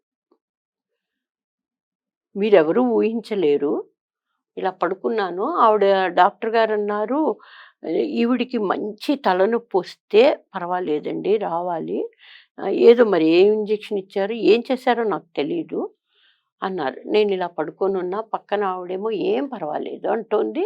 అదొకటే వినపడింది. నాకు నిద్ర వస్తోంది, ఇంకా నిద్రపోలా, మేలుకొని ఉన్నా. ఈ ఎడమ చెవులో పైనుంచి బాగా దగ్గర దగ్గర ఒక 2 meters హైట్ నుంచి ఇలా ఒక జ్యోతి, తెల్లగా ఉంది పాలలాగా జ్యోతి, అలా దిగొస్తుంది ట్యూబ్ లైట్ లాగా. వచ్చి నా చెవు దగ్గర కరెక్ట్గా ఆగింది. ఇది మాత్రం నేను ఉన్నది, నాకు జరిగిన అనుభవం జరిగినట్టుగా చెప్తున్నాను. ఆగి నా చెవిలో ఏమని వినపడిందంటే, ఆవిడన్నారు, మీరు నమ్ముకునే బాబా ఉన్నారండి అన్నారు ఆవిడ. నా చెవిలో ఎలా వినపడిందంటే, నీకేమీ కాలేదు, నీకేమీ కాదు కూడా, 20 ఏళ్ల క్రితం నువ్వు ఎలా ఉన్నావో ఇప్పుడు నువ్వు మళ్ళీ అలాగే ఉంటావు, బాధపడకు అంతే. ఇలా నేను కళ్ళు మూసుకొని ఉన్నాను. కళ్ళు ఇలా తెరిచి, సరస్వతి నాకేం కావాలా, నాకేం కావాలా, నాకేం కావాలని అరుస్తున్నాను నేను. ఆవిడకి భయం వేసి డాక్టర్ దగ్గర పరిగెత్తి, ఇదేమంటారా ఏం కాలేదట. అది కూడా చాలా ఉద్వేగంతో అంటున్నాను. ఆవిడకి భయం వేసి పరిగెత్తి డాక్టర్ దగ్గరికి. ఇప్పుడు నీకు చెప్తూ ఉంటే నేను, నాకు అసలు ఆ అనుభవము వస్తుంది, కళ్ళల్లోంచి నీళ్లు వస్తుంది. అసలు ఇలాంటి మిరాకిల్స్ మనం చెప్పకూడదు అంటారు, కానీ ఇప్పుడు అవసరం, మీరు చెప్పాలి, తెలియాల్సిన అవసరం ఉంది. ఎందుకంటే ఇలాంటి అనుభవం పొందిన వాళ్ళు కూడా చెప్పకపోతే ఎవరెవరో చెప్పింది నిజం అనుకుంటారు, సాయికి దూరం అవుతారు. ఇది నాకు జరిగింది 2000లో. 24 సంవత్సరాలు అవుతాం. తర్వాత డాక్టర్స్ వచ్చారు. సాయంత్రంగా సీనియర్ వచ్చారు, జూనియర్ చెప్పింది ఇట్లా అయిందమ్మా, అదమ్మా, ఇదమ్మా అని. శేషగిరిరావు, డాక్టర్ శేషగిరిరావు గారు వచ్చారు. సాయంత్రం వచ్చి చూసి, ఏంటమ్మా records is that, but you have nothing is there అన్నట్టుగా మాట్లాడారు. వెంటనే ఈవినింగ్ నన్ను రూమ్కి షిఫ్ట్ చేశారు. రూమ్కి వెళ్ళాను. నన్ను పంపిలా. అందులో మేము గవర్నమెంట్ ఎంప్లాయీస్, సెక్రటేరియట్ కదా, అక్కడి నుంచి ఫోన్ వచ్చింది మెడికల్ అండ్ హెల్త్కి. నిమ్స్ కూడా గవర్నమెంట్. ఫ్రెండ్స్ ఉంటారు కదా, ఎవరో ఒకళ్ళు ఫోన్ చేయించారు ఒక సెక్రటరీ గారు. అందుకని వాళ్ళు కొంచెం కేర్గా చూస్తున్నారు. ఇంకా ఆయనకి నన్ను పంపించాలంటే ఇంటికి పంపించట్లా, అబ్జర్వేషన్ అని పెట్టారు. పెట్టి ఇంకా వాళ్ళు నా మీద ఎన్ని అధ్యయనాలు చేశారంటే, ఎందుకు ఈవిడికి ఇలా వచ్చింది, ఎందుకు ఇప్పుడు లేదు. డాక్టర్స్ కూడా అంత చిక్కలేదు. ఆయన చివరికి ఏమన్నారంటే, అమ్మ మీకు సర్వైకల్ ఉందా అన్నారు. ఉన్నది సార్, నాకు C3 C4లో నాకు సర్వైకల్ ఉందా అని చెప్పా. అంటే నేను స్కూటర్ నడిపేదాన్ని, డెస్క్ వర్క్ నాది, అందుకని నేను 2-wheeler నడుపుతూ ఉండేదాన్ని అప్పట్లో. ఆ తర్వాత కార్ నడిపేదాన్ని అనుకోండి. అది తర్వాత ఆయన అన్నది ఏమిటయ్యా అంటే, probably because of your cervical between C3 and C4 it might be like that, but మీకైతే ఏమీ లేదు అని. ఆయన అన్న మాట ఏమిటో తెలుసా, you are as active as 20 years before. Same dialogue, you are as active as that, your age is 20 years before అన్నారు. సాయి ఏం చెప్పారో అదే మాట డాక్టర్ కూడా చెప్పారు. డాక్టర్ గారి పేరు కూడా గుర్తుంది. ఈ రోజుకి కూడా ఆయన అంటే నాకు చాలా గౌరవం, ఆ డాక్టర్ అంటే. మరి వారు ఎక్కడున్నారో ఆ తర్వాత నేను ఎప్పుడు వారిని కలవలేదు, కానీ అది ఇట్లాంటి ఈ మిరాకిల్ కన్నా ఇంకా ఏం మిరాకిల్ కావాలమ్మా మనకి. ఎందుకో నాకు చాలా మంది షేర్ చేస్తారు ఈ బాబా చదువుతూ కూడా, మేడం నాకు వదలాలని లేదు మేడం, కానీ నాకేమో కుదరడం లేదు, నాకు ఇలా జరిగింది, బాబా వల్ల నాకు అన్నీ జరిగినాయి, బాబా వల్ల నాకు ఇది జరిగింది, అది జరిగింది అని చెప్తారు. ఇదే సేమ్ ఇలాంటిదే మా ఫాదర్ విషయంలో మళ్ళీ 2007లో జరిగింది నాకు. ఏం జరిగిందండి? ఆంధ్ర మహిళా సభలో మా ఫాదర్ జాయిన్ అయ్యి ఉన్నారు. అలానమ్మా నేను పెద్ద పెద్ద పూజలు చేయడం, విగ్రహాలు పెట్టడం, పూలు తీసుకొచ్చి వెయ్యడం ఏమీ లేదు. కాకపోతే ఏంటంటే నేను బాబా దగ్గర నిలబడి నేను చెప్పేది ఏమిటంటే, నాయన సంఘంలో నేను సహాయం చేస్తాను నా చేతిలో ఉన్నంత వరకు. 10 మందికి నేను సహాయం చేస్తాను. అదే 10 అంటే ఎవరు ఏది కోరుకుంటే అది నాది దాటిపోయిన తర్వాత నేను చేయలేను. నా వరకు నేను చేస్తాను. అలాగే ఉంటాను కూడా నేను సోషల్గా కూడా, సోషల్ వర్క్ చేసేటప్పుడు కూడా నాకు చేతైన సహాయం, మాట సహాయం కానీ ఇంక ఏదైనా సహాయం అయితే చేస్తాను. అలా అని ఇండిసిప్లిన్డ్గా ఉండను, అవతల వాళ్ళని ఇండిసిప్లిన్గా తయారవ్వనివ్వను. ఎవరిని హర్ట్ చేయరు, ఎవరిని వాంటెడ్గా. ఇదే కదా సాయి చెప్పేది. 10 మందికి సహాయపడనే కదా సాయి చెప్పేది, అంతకుమించి ఏం చెప్పట్లేదు. ఆయనకి దండం పెట్టుకోవడం కూడా నేను అలాగే దండం పెట్టుకొని ఆఫీస్కి వెళ్ళేదాన్ని. బాబా 10 మందిలో నేను ఒకటిగా బతుకుతూ 10 మందికి సహాయపడుతూ 10 మంది నా కోసం బతికెట్టుగా నన్ను ఆశీర్వదించు. ఎప్పుడు ఇదే దండం పెట్టుకునేదాన్ని. మా పిల్లలకు కూడా అదే చెప్తాను. 10 మందికి కోసం అని బతుకుతున్నట్టుగా 10 మందిలో నేను ఒకటిగా ఉండాలి, 10 మందికి నేను సహాయపడాలి. మా నాన్నగారిది 2007లో అమ్మ ఆయనకి హార్ట్ అటాక్ వచ్చింది. అంటే ఆయనకి ఇంతకు ముందు ఒకసారి వచ్చింది, మళ్ళీ వచ్చింది. హాస్పిటల్లో ఉన్నారు, ఆంధ్ర మహిళా సభలో ఉన్నారు. అందరం వరి అవుతున్నాము. ఒక లేడీ డాక్టర్ ఉన్నారు, ఆవిడ షీఈ్ వెరీ గుడ్ కార్డియాలజిస్ట్. ఆవిడ ఏం చేశారంటే, ఆయన బతకడం కష్టం అమ్మా అని చెప్పారు. అందరం వరిగా అందరం బయట కూర్చుంటాం కదా హాస్పిటల్ అనేటప్పటికీ, లోపల రానివ్వరు. నేను మా చెల్లెల్ని తీసుకొని సాయంత్రం 5:05 టైంలో మా నాన్నగారిని చూడడానికి లోపలికి వెళ్ళాను. వెళితే మా సెకండ్ సిస్టర్ని తీసుకొని లోపలికి వెళితే ఆయనకు ఒక ఆక్సిజన్, తర్వాత ఇంకా అన్నీ తెలుస్తుంది కదా మనకి ఎలా ఉంటుందో ఉన్నది. ఉంటే నేను నిలబడి మా నాన్నగారు నన్ను చూడంగానే ఆయన నా పని అది తీశారు. ఇట్లా తీకండి నాన్నగారు అన్న, కాదు ఇలా తీసి నా పని అయిపోయింది నేను వెళ్ళిపోతున్నాను అన్నారు. అనగానే వద్దు నాన్నగారు అలా అనకండి అన్నాను అని ఇలా నిలబడి, ఏమిటి బాబా ఇది, నిజంగా నేను మాట్లాడిన మాటలు, బాబా ఏమిటి బాబా ఇది అన్నాను. నిజంగా నా చెవుల్లో వినబడింది ఏమిటంటే, ఆయనకి ఏమీ కాదు, 2 సంవత్సరాల వరకు ఆయనకి ఏమీ కాదు, ఆయన చక్కగా ఉంటారు. 2 సంవత్సరాల టైం చెప్పేశారు. ఇది జరిగింది ఎప్పుడంటే, సారీ ఇందాక 2007 అన్నా, కాదు 2005లో మా ఫాదర్కి ఇది జరిగింది. 2 సంవత్సరాలు అన్నారు. నిజంగా 2 సంవత్సరాలు బతికారు మా నాన్నగారు. వారు చేయాల్సిన బాధ్యతలు చేశారు. అంటే చిన్నపిల్లలు ఉన్నారు, మా అమ్మగారు పోయారు చాలా చిన్న వయసులో. ఆయనకి మరి సింగిల్ పేరెంట్ కాబట్టి చాలా బాధ్యతలు ఉండేవి. అందరి పెళ్ళిళ్ళు అన్నీ పూర్తి చేసుకున్నారు. ఆ 2 సంవత్సరాల్లో నన్ను పక్కన పెట్టుకొని, ఇంకా ఆ 2 సంవత్సరాల్లో మా నాన్నగారు ఏది అడిగితే చేసేసేదాన్ని. కరెక్ట్గా 2 years అయిందమ్మా. 2005 నవంబర్లో హాస్పిటల్లో ఉన్నారు, 2007 నవంబర్లో వెళ్ళిపోయారు. మరి ఇంతకు మించిన నిదర్శనం ఏం కావాలి నాకు? ఏముంటుంది అసలు. కానీ ఈరోజు నువ్వు అడిగావు కాబట్టి నేను భావోద్వేగంగా ఇదైపోయి ఎమోషనల్ ఫీలింగ్ వచ్చేసి చెప్పాను. కానీ ఈ విషయాలు నేను ఎవరికి చెప్పలేదు. అంటే కొందరు నమ్ముతారు, కొందరు నమ్మరు. అపహాస్యం చేయొచ్చు, లేకపోతే ఇంకోలాగా అనుకోవచ్చు. హాస్యం చేయొచ్చు. కనెక్ట్ అయ్యే వాళ్ళకి చెప్పడమే కరెక్ట్. ఇప్పుడు నేను మిమ్మల్ని అడగడానికి గల కారణం, నేను మీకు కనెక్ట్ అయ్యాను. మన మాటలు మన చూసే ప్రేక్షకులు ఖచ్చితంగా కనెక్ట్ అవుతారు. వాళ్ళు బాధపడుతున్నారు. నా నోటీస్కి చాలా మంది చెప్పి ఉన్నారు, మాకు బాధ అనిపిస్తోంది, మీరు మాట్లాడండి, మాకు బాధ అనిపిస్తోంది, సాయిన్ అంటే మేము తట్టుకోలేకపోతున్నాం అని అన్నవాళ్ళు చాలా మంది ఉన్నారు. అది కరెక్టే. ఇంకొకటమ్మా, ఆయన మాట్లాడేటప్పుడు నేను చూసా, యూట్యూబ్ చూశాను, ఈ గ్రూపుల్లో కూడా పెడతారనమాట, ఇలా వచ్చింది, అక్కడ బాబాని పగలగొట్టేశారు, ఆ విగ్రహాన్ని, ఇది అది అనేసి. ఇలా అనేవాళ్ళు ఇంకోటి ఏమంటారంటే, మీరు నిరూపించండి సనాతన ధర్మంలో ఉన్నారా ఆయన, మన సనాతన ధర్మం చెప్పిందా అంటారు. సనాతన ధర్మంలో ఈయన ఉండడానికి, ఈయన ప్రత్యక్షమైనటువంటి ఆయన భగవంతుడు కాబట్టి అవధూతనే నమ్మచ్చుగా వచ్చారు కదా. 100 సంవత్సరాల క్రితం అంటే ఏముందమ్మా అది. ఆయన ఎప్పుడు నేనే దేవుణ్ణి అని ఎప్పుడు చెప్పలేదు. ఎప్పుడు చెప్పలేదు. ఆయన ఏమన్నారంటే నీకు భగవంతుడికి నేను ఒక వారధిని. ఖచ్చితంగా అలాగే చెప్పారు. అలాగే వచ్చిన ప్రతి ఒక్కరి చేత విష్ణు సహస్రనామాన్ని విశేషంగా పారాయణం చేయించడం కానీ, లేకపోతే భగవద్గీత నువ్వు అన్నది కరెక్ట్ పద్మిని. నేను ముస్లిం ఆచారం ఎప్పుడు చూపించలేదు. మసీదులో ఉంటూ మసీదుకి ద్వారకామయ్య పేరు పెట్టారు. నిత్యాగ్నిహోత్రం వెలుగుతూ ఉండేది, ఇప్పటికీ వెలుగుతోంది. ధునిలోంచి బూడిద తీసి, అది బూడిదని మనం అనడానికి ఇష్టపడం గాని, ఆ విభూది తీసి పెడితే జబ్బులు అమ్మ అప్పుడు కాదు ఇప్పుడు తగ్గుతున్నాయి, ఇప్పుడు కూడా తగ్గుతున్నాయి. బూడిదని ఎలా అంటాం? అది విభూతి. మరి ఈశ్వరుడికి సమర్పించేది ఏంటి? అసలు ఆయన పేరే అది కదమ్మా సాయి అంటే. సాయి ఎక్కడా లేని అంటే అంతా వ్యాపించి ఉండటం అంటారు తెలుగులో. మీనింగ్ సాయి అంటే ఏమిటంటే సర్వవ్యాప్తి.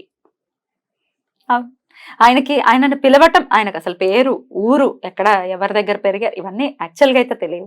ఆయనను రండి అనడానికి ఈసా అనబోయి సాయి అని అన్నారు అనేది కూడా మనం చదువుకున్నాం. మహల్సాపతి గారు సాయి అలా వచ్చింది నామం తప్ప. మరి ఆయన సాయి అని ఎందుకు పిలవాలి? గోపాల్ అనొచ్చుగా, రాము అనొచ్చుగా, ఇంకోటి అనొచ్చు కదా. రామ్ అని పోని తిరగేసి మరా అనొచ్చు కదా, అనలేదు. ఆయన సాయి అనే అన్నారు. సాయి అంటే మీనింగ్ ఏంటి? అంతటా వ్యాపించి ఉన్నది అనేది కదా మనం.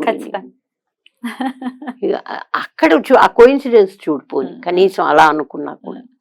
కానీ వాళ్ళు అలాంటి వాళ్ళు ఇది విన్నారనుకో పద్మిని, మన్ని మూర్ఖులు అంటారు. మన మూర్ఖత్వం కాదు. లేదు అంటే ఆ కోయిన్సిడెన్స్ అంటారు. ఎన్ని కోయిన్సిడెన్స్ కావాలి? ఎంత మందికి ఎన్ని? మా నాన్నగారు 2 ఏళ్ళు అని చెప్పారు, కరెక్ట్ 2 years ఎలా జరుగుతుంది? ఎలా అవుతుంది? కోట్ల మందికి ఉన్నాయి ఇలాంటి మిరాకిల్స్, చాలా ఉన్నాయమ్మా పద్మిని. నాకు బోల్డ్ మంది చెప్తారు ఈ పారాయణలో, మేడం నాకు ఇలా జరిగింది, మేడం నాకు అలా జరిగింది అనేసి. ఒక అమ్మాయికి అయితే అమ్మా, మనకి వారం నువ్వు ఉన్నావు కాబట్టి నేను వేరే చెప్పక్కర్లా, హారతి అని వస్తుంది. మనం హారతి పెడతాము, పాట కూడా పెడతాం అందులో వాట్సాప్ లో. ఆ అమ్మాయి పాప హారతి ఇస్తుంటే ఒళ్ళో హారతి పడిపోయి కాలిపోయి, కానీ ఆ అమ్మాయికి ఏం కాదు. ఆ అమ్మాయి గబగబా తీసి సాయి నీకు హారతి ఇస్తుంటే ఎందుకు ఇలా అయింది అంతే. తెలియకుండా ఆ అమ్మాయి చెప్పింది అనమాట. అమ్మాయి ఎవరో కాదు, మా బంధువుల్లోనే ఒక అమ్మాయి ఉంది, కోడలు, వాళ్ళ అక్కయ్య, 2వ అక్కయ్య. ఆ అమ్మాయి చెప్పింది, ఏమీ కాలేదు మేడం, పైగా పడ్డం ఎక్కడ పడింది, ఇక్కడ పడింది బాబా. ఆ అమ్మాయి గబగబా ఇదేవిడి సాయి నీకు ఇస్తుండగా ఇలా అయింది అని అన్నదట. ఇక్కడ ఉన్న కర్పూరం, వెలుగుతున్న కర్పూరం అలా వెళ్ళి అక్కడ పడింది, కింద పడిపోయింది. అది ఎలా పడింది? ఇప్పుడు మనం ఇంత చదువుకున్నాము, గవర్నమెంట్ ఉద్యోగాలు చేశాము, సంఘంలో ఒక వ్యక్తిగా తిరిగాము, బోల్డన్ని మాటలు చెప్తూ ఉంటాము సంఘ సంస్కర్తల్లాగా, అవునా? ఇలాంటి మనం కూడా నమ్మేటువంటి నిజమైతే ఇది, ఆ అమ్మాయి ఎవరో ఏదో కల్పించిందనడానికి, on the same day itself she called me and she told me on phone that one. అమ్మాయి పేరు కాత్యాయని గారు. ఇట్లా ఎంతో మంది మిరాకిల్స్ జరిగినవి, ఎంతో మంది పెళ్లిళ్ళు అవ్వటం, పిల్లలు పుట్టడం, ఇట్లా అసలు ఇంకా మన చేతిలో లేదు ఈ పరిస్థితి అన్నప్పుడు సాయి చెయ్యి పట్టుకుని ఆ పరిస్థితుల్లో నుంచి బయటికి తీసుకురావటం, ఇట్లా ఎన్నో కోట్లు, అందులో ఎటువంటి సందేహం లేదు. ఇంకా అలాంటప్పుడు ఆయన దేవుడు కాదు, ఆయన ఎప్పుడు చెప్పలా నేను దేవుడు, ఎప్పుడు చెప్పలేదు. నేను just I'm a bridge between you and God. I'll just carry whatever you required, I'll carry from the God, and what you are మీరు ఏది కోరుకుంటున్నారో అది నేను దేవుడికి చెప్తున్నాను అన్నట్టుగా. దేవుడికి మీరు దగ్గరగా ఎలా ఉండాలో చెప్తున్నాను అనేవారు, అవునా? ఇంకొకటి, ఆయన మన చేతే ఏదైనా చేయించేవారు, కానీ ఆయన చేసి నీకు ఇలా జరుగుతుంది పో అని ఎప్పుడూ ఎవరిని అనలేదు. నువ్వు ఈ విధంగా చెయ్యి, ఈ విధంగా చదువు రాను పరీక్షలు రాయడానికి భయపడ్డటువంటి ఒక డాక్టర్కి అతను ఎంత బాగా చదువు నేర్పిస్తాడు, మోటివేట్ చేసి చక్కగా. అలాని ఆయన ఏమైనా కూర్చోబెట్టి చదివించాడా? ఈ కుర్రాడి చేతే చదివించాడు, ఆ కుర్రాడే పరీక్ష రాశాడు, ఆ కుర్రాడే పాస్ అవుతాడు, అవునా? అట్లా ఇప్పటి యంగ్ జనరేషన్ కి చాలా జరుగుతున్నాయమ్మా. చాలా చాలా చాలా చాలా యంగ్ జనరేషన్ చాలా నమ్ముతున్నారు ఆయన. నమ్మాలి కూడా. ఆయన మన కోసం వచ్చినటువంటి మన మన అవధూతలకి అవధులు ఉండవు అని అంటూ, అవధులు లేని వాళ్ళే అవధూతలు అవుతారు అని అవును. అంటారు.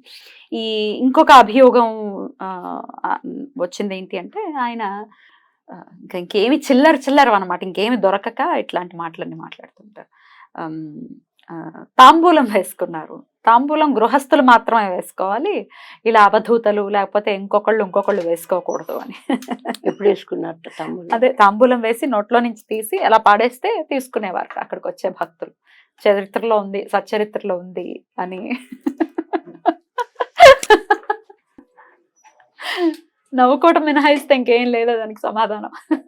ఏమీ లేదు. కాళిదాసుకు కూడా శ్యామలమ్మ నోట్లో నములుతున్నటువంటి ఏదైతే ఉందో తాంబూలం, అది పెట్టంగానే నోట్లో రాయంగానే బీజాక్షరం వెంటనే ఆయన కాళిదాసు మహాకవిగా మారారు అనేది చదువుకు కొంచెం మనం.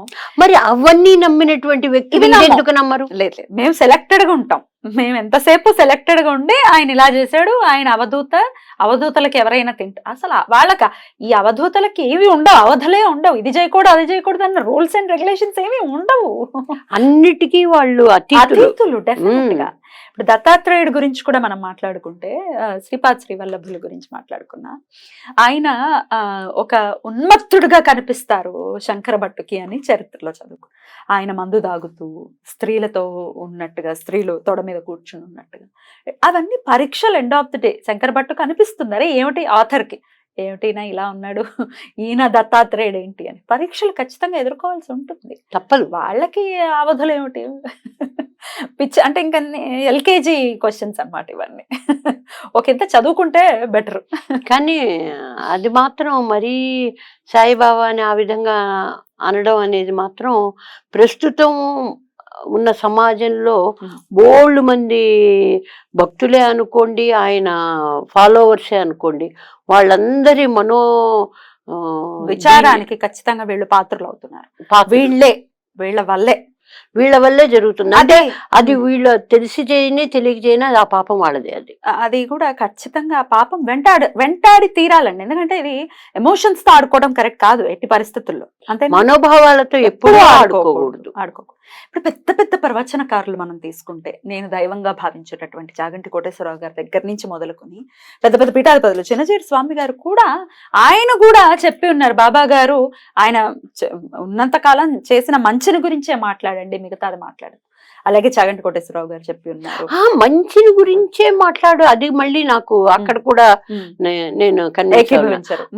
ఆయన అసలు చెడు ఎప్పుడు చేశాడు? You point it out. Anything, ఎప్పుడు ఏది చేయలే. ఆయన ఒక పేరెంట్స్ దగ్గర ఆయన పెరిగినప్పుడు చిన్నపిల్లవాడే. మనము ఈ మధ్య నేను దీనిలో చూశాను, అది మేరే సాయి దాంట్లో. అప్పుడు కూడా తల్లికి కానీ తండ్రికి కానీ ఏది ఎదురు చెప్పలేదే.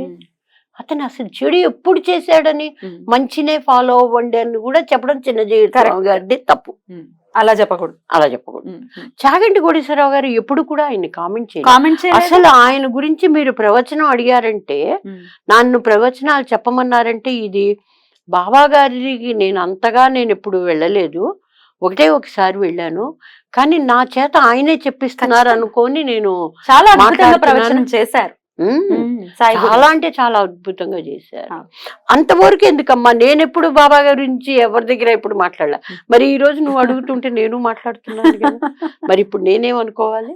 బాబా మాట్లాడిస్తున్నారు ఖచ్చితంగా అనుకోవాలి. ఫస్ట్ కూర్చునేటప్పుడు నీతో కూడా అదే మాట అన్నాను, అమ్మ నేను ఎప్పుడు ఈ టైప్ ఆఫ్ ఇంటర్వ్యూస్ అటెండ్ అవ్వలేదు అన్నాను కదా. ఇంకొకటి అన్నిటికన్నా నాకు మరీ గొప్ప అనుభవం ఏంటంటే అమ్మా, ఈ భక్తులు చదువుతారు కదా బాబావి, వాళ్ళు చెప్తూ ఉంటారు, వాళ్ళు ఆ వీక్ లో ఏదైనా ఒక ప్రాబ్లం ఫేస్ చేసినప్పుడు, మేబీ పెద్దది మేబీ చిన్నది అంతేనా, కానీ వాళ్ళు ఈ 2 అధ్యాయాలే చదివేది గురువారం రోజు. కానీ ఆ 2 అధ్యాయాలు వాళ్ళు నెమ్మదిగా చదవమని నేను వాళ్ళకి అదే పనిగా చెప్తా చేర్చుకునేటప్పుడే. అమ్మ నా ఉద్దేశం ఏమిటంటే, మిమ్మల్ని ఇందులో చేర్చుకోవడానికి మీరు ఏదైనా సప్తాహం అని అంటే హడావుడిగా నీ కన్ను అటు ఇటు తిరుగుతుంది, పేజీ వెళ్ళిపోతూ ఉంటుంది, కానీ నీకు దీనిలోకి వెళ్ళేది ఏమి ఉండదు. అందుకని 2 అధ్యాయాలు అయితే ప్రశాంతంగా చదువుతారు. ఆయన తత్వాన్ని అర్థం చేసుకుంటారు, ఆ కథలో ఉన్నటువంటి సారం ఏమిటో తెలుసుకుంటారు. మీరు ఏ విధంగా మారాలి, ఒకవేళ నా ప్రవర్తన ఇలా లేకపోతే నేను ఎలా మారాలి అనేది తెలుసుకుంటారు. ఒక రకంగా మనం సంస్కరించుకోవడానికే ఆ అధ్యాయాలు చదువుతున్నాం అనుకొని చదవండి అంటాను నేను. అది రియల్ ఫ్యాక్ట్, అది మనమే సంస్కరించుకుంటున్నాం కరెక్ట్ కరెక్ట్ అని చెప్తాను. వాళ్ళు ఏం చెప్తారంటే, మేడం నాకు ఈ వారంలో ఈ ప్రాబ్లం వచ్చింది, ఈ ప్రాబ్లంకి నా ప్రాబ్లంకి అందులో సొల్యూషన్ దొరికింది మేడం అంటారు. నాకు దొరుకుతుంది. ఏదైనా ఒక సమస్యతో ఆ వారం నేను బాధపడుతూ ఉంటే, నేను గురువారం రోజు అధ్యాయం చదవంగానే ఆ అధ్యాయంలో నాకు ఈ సమస్య సొల్యూషన్ దొరుకుతుంది. అద్భుతం అండి, చాలా చాలా అద్భుతంగా చెప్పారు. అసలు సాయి సచ్చరిత్ర చదవాలి అనుకునే వాళ్ళకి ఒక్కొక్కసారి అది వీలు పడదు. ఎలా అంటే స్టార్ట్ చేయటం, ఏదైనా అవాంతరం జరగటం, లేకపోతే అసలు చదవలేకపోవటం, చదువుతున్నంతసేపు నిద్ర రావటం, ఇట్లాంటివి ఏమో ఉంటాయి. ఎట్లా అధిగమించవచ్చు ఇట్లాంటి సమస్యల నుంచి? ఏం చేయమంటారు? నిద్రపోవటము అంటే ఇంకా కరెక్ట్. అసలు నువ్వు అడిగిన ప్రశ్నే ఇదిగా ఉంది. నిద్రపోతారు, నిద్ర వచ్చేస్తూ ఉంటుంది ఒక్కొక్కసారి ఏమో అసలు చదవలేరు. ఏవైనా అవాంతరాలు అంటే బ్యాడ్ ఇన్సిడెంట్స్ ఏవో వాళ్ళకి రావటం, అమ్మో ఇదేమిటి పుస్తకం చదువుదాం అనుకున్నాను, ఇలా నాకు బ్యాడ్ ఇన్సిడెంట్ వచ్చింది, నేను ఇంకా చదవను అని దూరం వెళ్ళిపోయిన వాళ్ళు చాలా మంది ఉన్నారు. ఎలా దాని నుంచి అధిగమించవచ్చు? అధిగమించడం అనేది అంటే నేనేమంటానంటే, నీలో నిజంగా ఆ మనోబలమే ఉన్నప్పుడు, అలా వచ్చినప్పుడు ఈ బ్యాడ్ ఇన్సిడెంట్ జరిగింది కాబట్టి నేను ఇది జరగలేను అనేటువంటిది నీ పిరికితనం ఉంటుంది. ఇది చదవడం కోసమే ఇది బ్యాడ్ ఇన్సిడెంట్ అయిందని నువ్వు ఎందుకు అనుకుంటున్నావు? బ్యాడ్ ఇన్సిడెంట్ నీ కర్మఫలంగా అయిందేమో అక్కడ, అవునా? కానీ నువ్వు ఒకవేళ ఈ బుక్ చదివితే దాన్ని నువ్వు అధిగమించవచ్చేమో, ఆ ఇన్సిడెంట్ని, ఆ ప్రాబ్లమ్ని నువ్వు సొల్యూషన్ తెచ్చుకోవచ్చేమో. కరెక్ట్. అదే కాక నీకు చదవాలి అని ఉన్నప్పుడు దానికోసం ఇప్పుడు దేనికది నువ్వు పార్ట్స్ చేసుకోవాలమ్మా. నీ ఇన్సిడెంట్ నీకో పార్ట్ అంతే, ఆ పార్ట్ని అక్కడ వదిలే. నువ్వు చదవడం అనేది నీది ఇంకొక పార్ట్. సో ఈ స్క్రీన్ నుంచి ఈ స్క్రీన్ మీదకి రాను, ఈ బ్రెయిన్ ఆ స్క్రీన్ మీద వదిలి మళ్ళీ ఈ బ్రెయిన్ కొత్త బ్రెయిన్తో ఈ స్క్రీన్ మీదకి రా. నీకు ఇందులోనే సొల్యూషన్ దొరకచ్చేమో, ఆ ఇన్సిడెంట్కి తగిన సొల్యూషన్. ఖచ్చితంగా. అట్లా మనము మన బ్రెయిన్ ని మనము ఆ విధంగా మోటివేట్ చేసుకోవాలి. డెఫినెట్లీ. నిద్ర అంటావా, నిద్ర ఎందుకు వస్తుందంటే రియల్ గా చెప్తే దాని మీద ఇంట్రెస్ట్ లేనప్పుడు మనకు నిద్ర వస్తుంది. కరెక్ట్. ఏదైనా నవల్ తీసుకోండి, అబ్బే ఏదైనా సినిమా చూడమనండి, నిద్ర రాదు. దాని మీద ఆ ఇంట్రెస్ట్ కనుక, అరే బాబా గారు. కాకపోతే ఒకటి, ఆయన కథలలో మీరు సచ్చరిత్రలో కథలు అర్థం చేసుకోవడానికి కొద్ది కష్టమే. ఏది కూడా డైరెక్ట్ గా ఉండదు నీకు. ఒక రాజు ఉన్నాడు, ఆ రాజుకి 7 కొడుకులు ఉన్నారు, అంత డైరెక్ట్ గా ఉండదు, సరళంగా ఒకంత ఉండదు. కాబట్టి దాన్ని అర్థం చేసుకోవడం ఒకంత కష్టమే. కానీ అబ్బా ఎవరు అర్థం చేసుకుంటారులే అనుకున్నప్పుడు నీకు తెలియకుండా నిద్ర వస్తుంది అని నేను అనుకుంటున్నాను. ఇంట్రెస్ట్, ప్రతిదానికి కూడా ఇంట్రెస్ట్ అనేది ఒకటి ఉండాలి. ఒకటి, రెండోది నీకు నువ్వు మోటివేట్ చేసుకోవడం కూడా ఉండాలి. ఎస్ నేను చదవాలి, నేను చెయ్యాలి, ఆయనలాగా నేను ఆలోచించగలగాలి అని నువ్వు ఉన్నప్పుడు నీకు నిద్ర రాదు చూడు. ఇంకొకటి, అంతవరకు ఎందుకు నువ్వు కూడా ఉన్నావు 5 సంవత్సరాల నుంచి గ్రూపుల్లో. నీకు బుధవారం రాగానే నీకు తెలియకుండా ఫోన్ చూసి ఇంకా ఎలకేషన్ పెట్టలేదే అనేది వస్తుంది థాట్, అవునా? గురువారం రాగానే నీకు అన్ని పనులున్నా కూడా ఇది గుర్తొస్తుంది. ఎందుకు వస్తుంది? కరెక్ట్. ఇంట్రెస్ట్ అట్లా మనల్ని డ్రైవ్ చేస్తుంది డెఫినెట్ గా. అంటే ఏమిటంటే నీకు నమ్మకం, నీకొక గౌరవం, ఒక నమ్మకం, ఒక భక్తి నీ మనసులో అలా ఉండిపోయింది. అది ఉండిపోవడం వల్ల నేను ఈ రోజు ఈ పని చేయాలి, అదొక రకమైన డిసిప్లిన్ నీకు, ఒక క్రమశిక్షణ అనేటువంటి నీ జీవనంలో ఇది వెంటనే నీకు అలా బెల్లు కొట్టినట్టు గుర్తొస్తుంది. అవునా? అంతే, ఖచ్చితంగా. ఇంకొక ప్రశ్న, సాయినే తిడుతూ ఉన్నారు, సాయిని నమ్ముకున్నాం, లేకపోతే సాయిని నమ్ముకోండి, లేకపోతే సాయి ఇలా మిరాకిల్స్ చేశారని మనం చెప్తే మనల్ని కూడా తిడతారు. ఇందాకే అన్నాను కదా, మనల్ని కూడా తిడతారు. దాన్ని ఎట్లా తీసుకోవచ్చు? తిట్లని ఎలా తీసుకోవచ్చు? బాబా గారు ఎలా తీసుకున్నారు తిట్లని? ఉమ్. ఏ రోజన్నా పట్టించుకున్నారా? ఉమ్. ఏది ఎంతవరకు ఎందుకు నీ బుక్ వదిలే. ఉమ్. మేరే సాయి సీరియల్ చూసావా నువ్వు? చూసాను. ఇంకా ఇప్పుడు కూడా వస్తాం. ఈటీవీలో వస్తుంది అవును, సీరియల్. అవును. ఆ కులకర్ణి గారు ఎన్ని రకాల ఇబ్బందులు హింసించారు. ఆయన్ని పెట్టినా కూడా, ఉమ్. హింసలు పెట్టినా కూడా ఆయనకు అవసరం అంటే ఈయన చేస్తారు. ఉమ్. ఆ లెవెల్కి ఎదగాలి మనిషి. ఆ లెవెల్కి ఎదగటం అంటే చాలా కష్టం. అంటే ఆ కోపతాపాలు కానీ అన్ని రకాలు. ఒక వ్యక్తికి మేలు చేయడం మాత్రమే సాయికి తెలుసు, కీడు చేయడం అసలు ఆయనకి తెలియదు.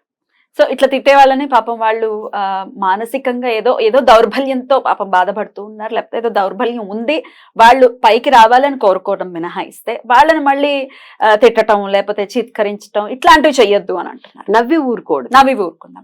ఏనుగు వెళ్ళినప్పుడు డెఫినెట్ గా సునకాలు అరుస్తాయి కదా. అంత మాత్రాన్న ఏనుగు చిన్నపుచ్చుకోదు, ఏనుగు అరవదు. ఒకవేళ ఏనుగు గీకరించిందంటే అదే కాదు పద్మిని, నువ్వు ఎప్పుడైతే దానికి వాళ్ళ కామెంట్స్ కి నువ్వు ఇంపార్టెన్స్ ఇవ్వవో, నువ్వు పట్టించుకోవో, అప్పుడే వాళ్ళల్లో ఒక ఆలోచన మొదలవుతుంది. అరే మనం ఇన్నన్నా కూడా వీళ్ళల్లో చలనం రాలేదు అంటే దీని వెనక ఏదో ఉంది, ఒక ఆలోచన వాళ్ళల్లో మొదలవుతుంది. ఆ ఆలోచన ఆ ఉన్నది ఏమిటని శోధనలోకి వెళ్తారు. ఆ శోధన వాళ్ళకి తెలియకుండా మళ్ళీ బాబా గారి మీదకి వాళ్ళే వస్తారు. నేను ఫస్ట్ లోనే చెప్పాను నీకు ఏమనంటే, చూస్తూ ఉండమ్మా, ఇదే మనుషులు, there will be a day, ఆ రోజున వాళ్ళ ఒకప్పుడు మనం ఇలా చేసాం పోనీ బయటికి చెప్పకపోయినా కూడా వాళ్ళు ఫీల్ అవుతారు. డెఫినెట్ అది. బాబా షుడ్ బ్లెస్ ఎవ్రీ వన్. అదైతే నేను ఖచ్చితంగా కోరుకుంటున్నాను. If you look at me I look at you అని ఇది వరకు బాబా ఫొటోస్ అప్పుడు వచ్చేది అని విన్నాను నేను. సో ఆయన ఏమంటారంటే, మీరు నన్ను చూస్తూ ఉంటే నేను మిమ్మల్ని చూస్తాను అని. అంటే ఏమిటంటే, మీరు ఏ విధంగా అది కరెక్ట్, మీరు ఏ విధంగా చూసినా కూడా నేను మిమ్మల్ని మాత్రం అదే విధంగా చక్కగా మిమ్మల్ని ఆశీర్వదిస్తూ చూస్తాను. సర్వజనో సుఖినో భవంతు అన్నట్టుగానే ఉంటారు ఆయన. అలాగే నిరూపితలు కూడా చేశారు. ఆయన బిహేవియర్ అదే విధంగా ఉండింది. మరి ఏవో ఎప్పుడో వేలనాటి ఆయన అయితే మనము అమ్మ ఇవంతా నమ్మకూడదు అనుకోవచ్చు. కానీ 100 సంవత్సరాల క్రితం నువ్వు బ్రిటిష్ మన రాజ్యాన్ని చేశారు, 2017లో వచ్చారు, 1500లో వీళ్ళు వచ్చారు, 1500లో అక్బరు బాబర్ వచ్చారంటే నమ్ముతున్నావు. 1560లో బాబర్ వచ్చాడంటే నమ్మావు నువ్వు, అవునా? మరి 18వ శతాబ్దంలో పుట్టిన బాబాని ఎందుకు నమ్మవు నువ్వు? ఆయన దేవుడు కాదు. 19వ శతాబ్దంలో అంటే 20వ శతాబ్దంలో ఆయన ఇది అయింది, సిద్ధి పొందింది, అవునా? సిద్ధి పొందింది అప్పుడు ఆయన. మరి ఎందుకు నమ్మవు నువ్వు? కర్మ పరిపక్వం అవ్వద్దు. Yeah correct. ఆ మాట బాబా గారు కూడా చెప్తారు, నీ కర్మను నువ్వు అనుభవిస్తావు. కాకపోతే అనుభవించే క్రమంలో ఆయన ఏమని చెప్తారంటే, తక్కువ చేసుకుంటూ రా అని మనకి సపోర్ట్ ఇస్తారు. మనం మన కర్మ ఫలితాన్ని ఎలా తక్కువ చేసుకుంటూ రావాలి, ఎంత సులువుగా మన కర్మని మనం ఆచరించగలగాలో చూపిస్తూ ఉంటారు, అవునా? అంతేనండి. కాబట్టి నేను చెప్పేది ఏంటంటే, దీని ద్వారా నేను చెప్పేది ఏమిటంటే, అలాంటి కామెంట్స్ చేసే పీఠాధిపతులు కానీ, మామూలు మనుషులు కానీ, లేకపోతే సంఘంలో ఒక స్థాయిలో ఉన్న వ్యక్తులైనా కూడా దయచేసి ఈ రోజు నుంచి మీ యొక్క ఆలోచనలను మీరు మార్చుకొని, ఆయన ముస్లిం అని మీరు ప్రూవ్ చేయగలరా? మీరు ప్రూవ్ చేయలేరు. ఆయన హిందూ అని మీరు చెప్పగలరా? చెప్పలేరు. అది మనకందరికీ తెలిసిన విషయమే. కానీ ఆయన 2 మతాలకి సమంగానే ఆయన ప్రవర్తించారు, అవునా? మసీదుకు ద్వారకామాయని పేరు పెట్టడం ఏమిటి? ఎవరన్నా వీళ్ళు ఏదన్నా అంటే రాముడు నిన్ను చూస్తాడు, రాముడు మేలు చేస్తాడు అని. ఇటు హిందూ వచ్చాడు అనుకో, అల్లా మాలిక్ అనేవారు. సంఘటితం చేశారు ఖచ్చితంగా. మరి ఆ టైంలో ఆయన లాంటి వ్యక్తి ఉన్నారు కాబట్టి అక్కడ ఆ షిరిడిలో పుట్టిన జనం అందరూ ఏమనుకునేవారంటే, ఇందాక నువ్వు అడిగావు, నువ్వు అలా కలిసినప్పుడు మేడం మీకు ఏమైంది అని. ఆయన అన్నది అదే, ఆయన ఉన్నప్పుడు ఆయన షిరిడీకి రావడం, షిరిడీలో ఉండడం మా అదృష్టం అమ్మ. నేను అనుకుంటాను, నేను షిరిడి వెళ్ళినప్పుడులా ఆయన ఉన్న రోజుల్లో ఉన్న ఈ వ్యక్తులంతా ఎంత గొప్పవాళ్ళు, మాకు అలాంటి అవకాశమే లేకపోయింది అనుకుంటాను. పైపెచ్చు ఇప్పుడు మనకి ఇలా తిడుతుంటే వినాల్సిన అగత్యం మనకి రావటం అనేది నిజంగా బాధాకరం. వాళ్ళంతా అదృష్టవంతులు, భౌతికంగా స్వామిని చూశారు. ఒకవేళ షిరిడికి వెళ్ళి ఇలా సాయి గురించి ఇష్టం వచ్చినట్టు మాట్లాడితే ఎలా ఉంటుందండి పరిస్థితి? లేదు డెఫినెట్ గా ఆయన వాళ్ళకి టీచ్ చేస్తారు. Right. He will taught them a lesson. Mm. Definite గా వాళ్ళు మారుతారు. అవునా? Right. ప్రత్యక్షంగా ఎంతో ఎదిరించి ఆయన చంపాలని చూసిన కులకర్ణికే దిక్కు మొక్కు లేదు, మళ్ళీ వచ్చి ఆయన కాళ్ళ మీద పడ్డాడు. అవునా? అవును. సో కాబట్టి Right. నేను అనడం ఏమిటంటే ఆయన ఎవరు అనేది కాదు, ఇందా నువ్వు చెప్పినట్టుగా ఆయన ఒక అవధూత. Mm. అవధూతకు అవధులే ఉండవు. Mm. ఆయన అవధూత అని అందరూ ఒప్పుకున్నారు. Mm. సనాతన ధర్మం అంటున్నారు. సనాతన ధర్మంలో ఉన్నటువంటి వ్యక్తులు కూడా Mm. ఆ సనాతన ధర్మంలో మీరు విశ్లేషించుకుంటూ వచ్చినా కూడా సాయి అవధూతనే అంటున్నారు, దత్తాత్రేయుడు అంశనే అంటున్నారు. ఖచ్చితంగా దత్తాత్రేయుడి అంశే, అందులో ఎటువంటి సందేహం లేదు. రమణులు కూడా సమకాలికులు కాబట్టి రమణులు కూడా ఒకవేళ సాయిని మీరు చూస్తే నన్ను చూడక్కర్లేదు, నన్ను చూస్తే సాయిని చూడక్కర్లేదు అని అన్నారు. చాలా సంతోషంగా బాబా గారి గురించి ఇంతసేపు మాట్లాడగలిగాను, ఆ అవకాశం కలిగించాను మీరు. కాబట్టి చివరిగా నేను చెప్పేది ఏమిటంటే అలాంటి ప్రచారాలని నమ్మకండి. అవన్నీ మీరు మీ వితరణ ఏమిటో, మీ ఆలోచన వితరణ ఏమిటో మీరు గమనించండి. బాబా గారితో మీకున్నటువంటి సాన్నిధ్యం కానీ లేకపోతే ఆయన వల్ల మీకు జరిగినటువంటి అనుభవాలను బట్టి మీరు విశ్లేషించుకొని ఏది నమ్మాలి ఏది నమ్మకూడదు అనేది మీరు చూసుకోండి. ప్రభావితం మాత్రం కావద్దు అని నేను మీ ద్వారా బాబా గారి ప్రజలందరికీ కూడా నేను తెలియజేసేది ఏమిటంటే ఎవరో ఏదో చెప్పారని ప్రభావితం కావద్దు. ముందు మీరు ఏమిటి అనేది మనకు విచక్షణ ఉందిగా, విచక్షణ ఉంది. మీ అనుభవాలు మీరు విశ్లేషించుకోవాలి. తప్పకుండా విశ్లేషించుకొని మీరు కంక్లూషన్కి రండి. అంతే తప్ప వాళ్ళన్న మాటలకి ప్రభావితం అవ్వాల్సిన అవసరమే లేదు. చాలా చాలా అద్భుతంగా చెప్పారు. ఇంకా మీకు చేత అయితే బాబా గారిని కోరుకోండి వాళ్ళని కూడా మార్చమని. నేనైతే కోరుకుంటున్నాను త్రికరణ శుద్ధిగా. పాపం బ్లెస్ చేయాలి స్వామి, మార్చాలి బుద్ధిని, వక్ర బుద్ధిని మార్చాలి అని నేను మనస్ఫూర్తిగా కోరుకుంటున్నా. మీరు కూడా కోరుకోండి. రైట్ అండి, thank you so very much. నమస్తే.